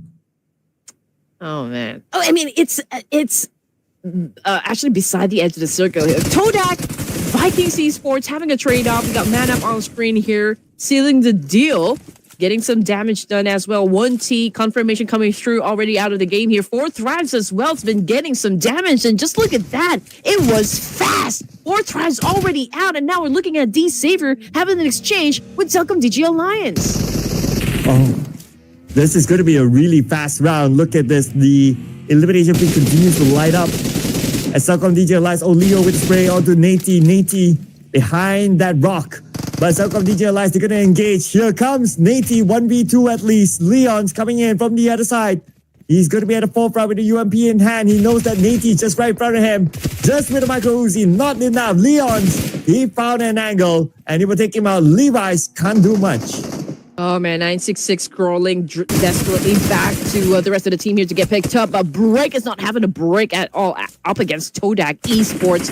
And you know what? He's all alone left to deal with this kind of situation. I mean, obviously he is probably sweating bullets as well. I mean, he's getting hunted down by like full Todak Esports. And that was an obvious outcome. Could be overwhelming, for just one player. 16 teams remaining, and we're looking at BTR close to Todak. Will they be challenging them up next? Just waiting to see where are they going to rotate. Okay, they're still around Todak though. I think they're kind of deciding on like, okay, do we wanna, do we don't wanna? But I guess they decided not to. Okay, they are moving away from Todak. Todak will be okay with that since they just landed on their compound. But now APG against Vampire, long range by Doc, and Dewey is down. But we have Mela here against Doc, looking for revenge against his teammate, but he's from the side, and that's where Vampire Esports will be eliminated. Ah, man, okay. Again, it's a hot and cold situation for most of the teams here. I mean, after a great run, from the side of Vampire Esports, they had an early elimination in the last E-Wrangle. So again, something that we're not really expecting to happen. But anyway, we continue on with the game. We're looking at Bigatron by Vitality and Curly. They're already in the middle here, close to Boom Esports, Todak, RQ, and even Alter Ego Eras. But since we still do have a little bit of space, we're just at stage 1, I don't think, any of the team, even those teams that are already in the circle, will go in for a fight. But it may be a different story for Team Flash, T2K, and Tribe Aeromacy because they're still tanking the blue here. They will be coming from the northern side, probably passing through Rozok. So I feel like at some point, they're going to be meeting each other. And that will bring us to potentially another fight. Well, T2K making their move now. It's still stage 1, so it's a tankable zone, and they do have a few players that have passed that blue. So the remaining members will surely follow up from there, and I expect them to be okay. But I'm not sure about Alter Ego and RRQ now. And RRQ, they do have compound, but Alter Ego, they seem to be interested. We can see the movement by Alter Ego. They are heading there. Okay, Alter Ego Eras right now. Rosemary probably deciding, for the team, like, okay, I think you guys need to back me up in this situation. Okay, I'm going to go and knock down at least one player, and that will be the cue for you guys to step in and take charge. But in the meantime, kill feed, it's Alpha Gaming maybe losing some of their members from somewhere, but I think we're going to leave the situation away. Okay, we're looking at D-Saver at the moment. Down to the last player, that will be Levi's, and he is the one trying to take care of business up against Alpha Gaming, but I think Doc will be leaving the situation. Oh, he goes in for a reposition. Oh, Ruse just got taken out by Zero. Alpha Gaming now coming in. Levi's is the only player of D-Saver. The Molly is still active on the left side, so Refuse cannot move forward, but he does not really need to. He finds that angle. He's just waiting for the Molly to subside while his teammates coming from the other side, and that's good enough for them to deal with Levi's. But Triple Messi now, only Gante left, is putting the pain to T2K. Oh, man. Okay.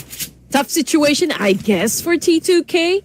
Okay, I thought they already have the momentum down. I thought they were able to set up the pace or maybe even the rhythm. But, judging by the course of the situation, T2K may be struggling a bit, going up against Tribe Aeromacy. But Gyante here to make all the difference up against T2K. Right now, they're having an exchange. And it takes 2 to tango. And right now, Gyante and T2K is doing just that. Gyante switched now back to his M416. Alter Ego Eras, however, Krypton still doing a massive damage up against RQ, and they seem to be winning the fight.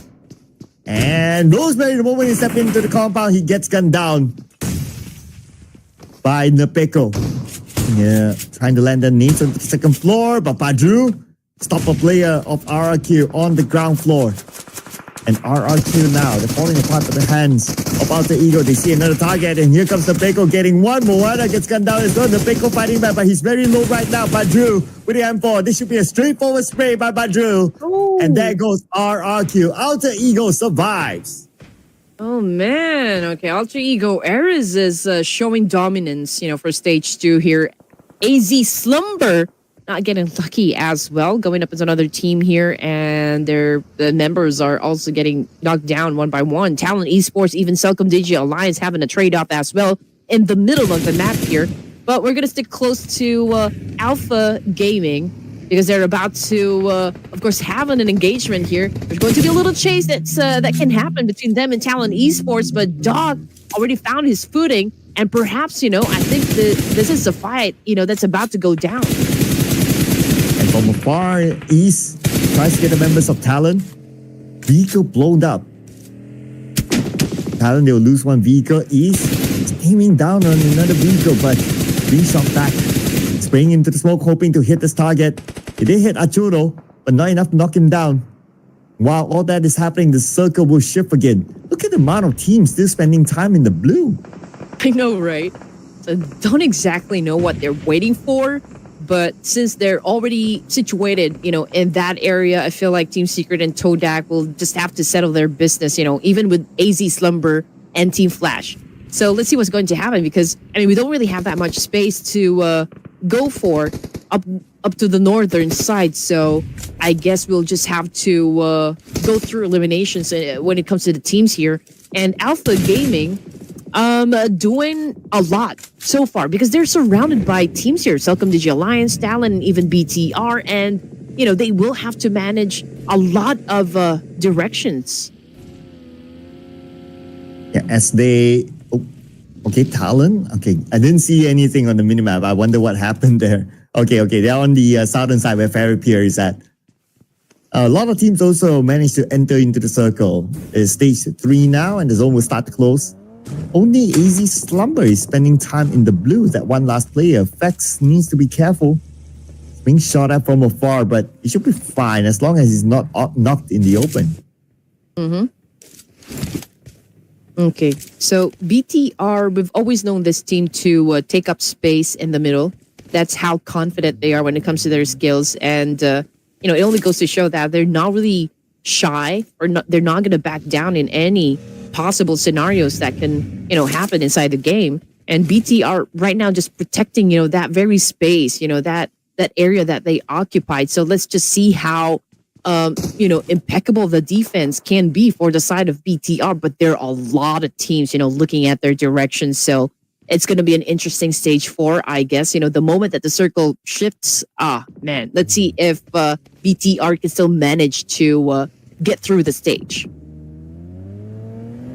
BTR right now still a full squad, so that's a good sign for them. And I'm sure the fans would want to see BTR do well. The SM9 and Alter Ego across, but I don't think it will be much from these two as long as they still have the circle. How far is SM9 away from it? They're okay. They're 1/3 into the circle, so that's fine. So I don't expect to see much action for them for now. But we can expect to see action between Talon and Boom, and Boom has no idea that Talon is here. Yeah, I don't think he does. And also for AZ Slumber, man, they're the only team right now, or maybe the only player still outside of the zone, like in the outskirts. Can be a little more time for him to decide to get into play here, but, is this a smart idea? Is it going to just deny the point here? He's just about ready to move up again, go through Gaka. So it's going to be hard for him if he gets spotted down by any of the squads. Then that could be the end of the line, for AZ. And what an erratic behavior coming from the circle.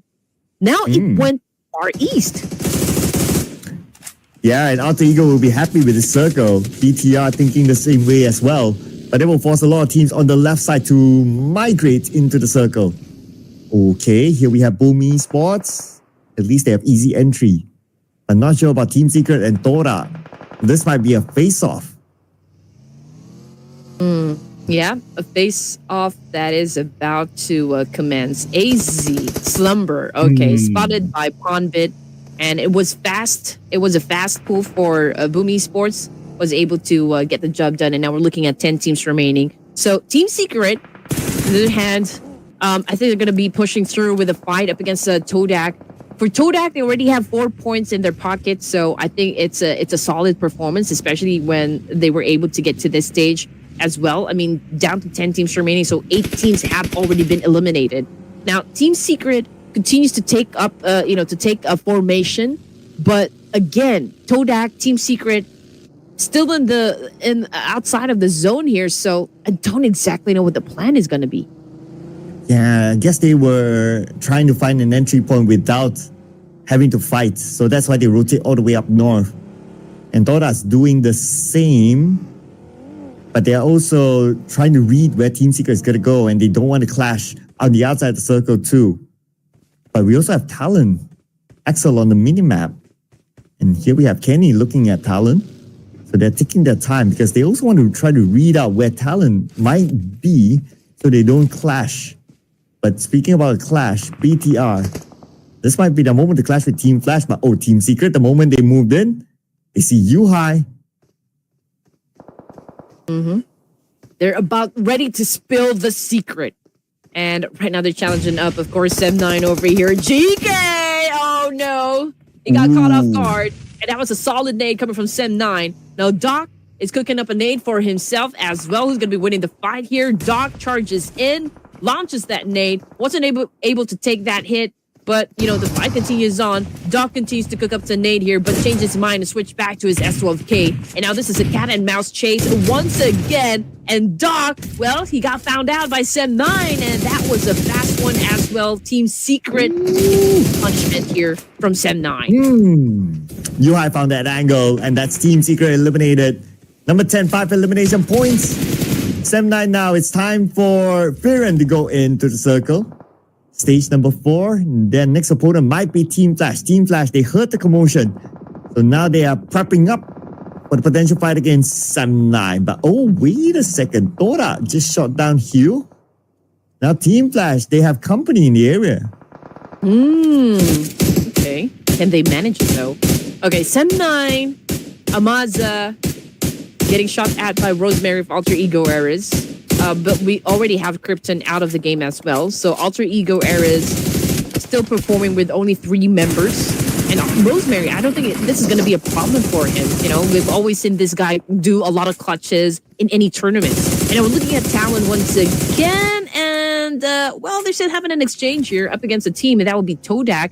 But it looks like Todak is the one dominating. We're just not quite sure just yet. But Yoru Achul, Talon Esports obviously down to a duo. Okay, yes, duo of Talon now without the circle, fighting against not only Toda, but also APG behind them. BTR wants to join on the party, taking up the high ground. Zaxi comes in, but he gets gunned down by Frenzy. And Razy needs to save his teammates. And here is Bam aka Manap as the cleanup crew to lock in those elimination points. And he needs to save Kenny and Frenzy. Does he have the time though? Because there's so many teams around here. Frenzy, Kenny, Vexy, all facing the floor. And I don't think BTR will be coming back for their teammates. I think this is, of course, a fight or flight situation. But BTR, I don't think they have any more options left. They tried to escape. Unfortunately, they got gunned down. Same thing goes for Talon Esports and even Todak with only 7 points in the bag here. 6 teams remaining for stage 5, and we continue to witness a lot of action happen. This time it's going to be Sem9 versus Team Flash and Alpha Gaming East with a massive spray. Let's see who's going to be winning the fight. Okay. East didn't get his target. Now Team Flash, time for them to find another spot in the circle. But there's so many teams on the north. Sem9 is still in this. We have Boom Esports as well. And soon, we'll have another new contender within the circle as well. But Team Flash and Sem9. Okay, this is going to be another fight. Here we go. Only one team will be at the top, obviously. This fight is about to commence. We got Sem9 already making a move up against Team Clash. We got D taking in some damage. Okay, but he was able to hide behind that tree, so I guess he's still safe. 6 points, so obviously they do have that momentum going on for Sem9. I'm also checking if they can bag, their second chicken dinner of the night, but we'll wait until this match is actually finished. But Team Flash continues to do an effective counter, but Win still currently knocked down on the ground here, and Sem9 continues to set up a very good parameter defense. And Sem9, Team Flash, nade onto Yohai by East. Wait, it's from East, not from Team Flash. Okay, anyway, three-way war right now, involving APG as well, and East will knock down Fex. Sem9, they need to recover quickly. Yohai will be eliminated, and Alpha Gaming on the rampage right now. Baron want to lock in that elimination point by taking out Tops, but it's not going to be easy. Backup is just right behind him, but there will not be enough time to save Tops. Tops will be out. Here comes the rest of Team Flash going on to Baron, and Baron goes down to the hands of Win.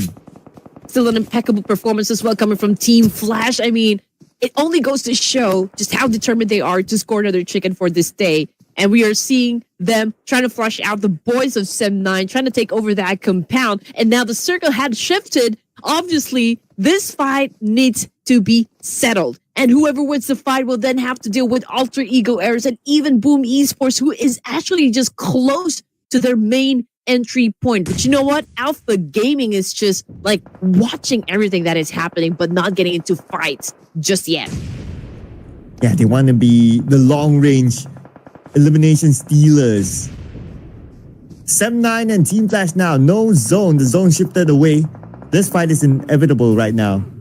But technically, if Team Flash wants to avoid this one, they can like rotate somewhere else. But I guess they're not in the mood for that. They want to take this fight. And Win is trying to draw Sem9 out, at least draw those nades out. But Sem9, they're not falling for it. Still holding their ground in the building. Well, they're trying to flush out Sem9, but they can't find that angle. Oh man, I already saw it coming, Like the moment that nade left his hands, I already knew what's gonna happen with Sem9. But Team Flash, reigning supreme, once again, coming out of that conflict, only goes to show that Team Flash is showing all intention of dominating the entirety of this round. And now looking at Alpha Gaming, 10 points in the bag. That is a solid, fiery performance coming from Alpha Gaming. Truly alpha. And this is what the fans have been waiting for. Team Flash crashing the compound, challenging up the remaining boys of Alter Ego Errors. We got Badrew back on the screen here with an S12K, but unfortunately a little slow in the trigger there. And that is a win by Win. Well. Team Flash. Okay, could they be back again? Let's see if they can wrap it up. Now we're in our top 5 teams. Celcom DG Alliance in front of Team Flash. Just behind that shack with the smoke protecting them. But Team Flash, they seem to be creating the smoke bridge. Maybe they want to create something for Hugh to join together with him.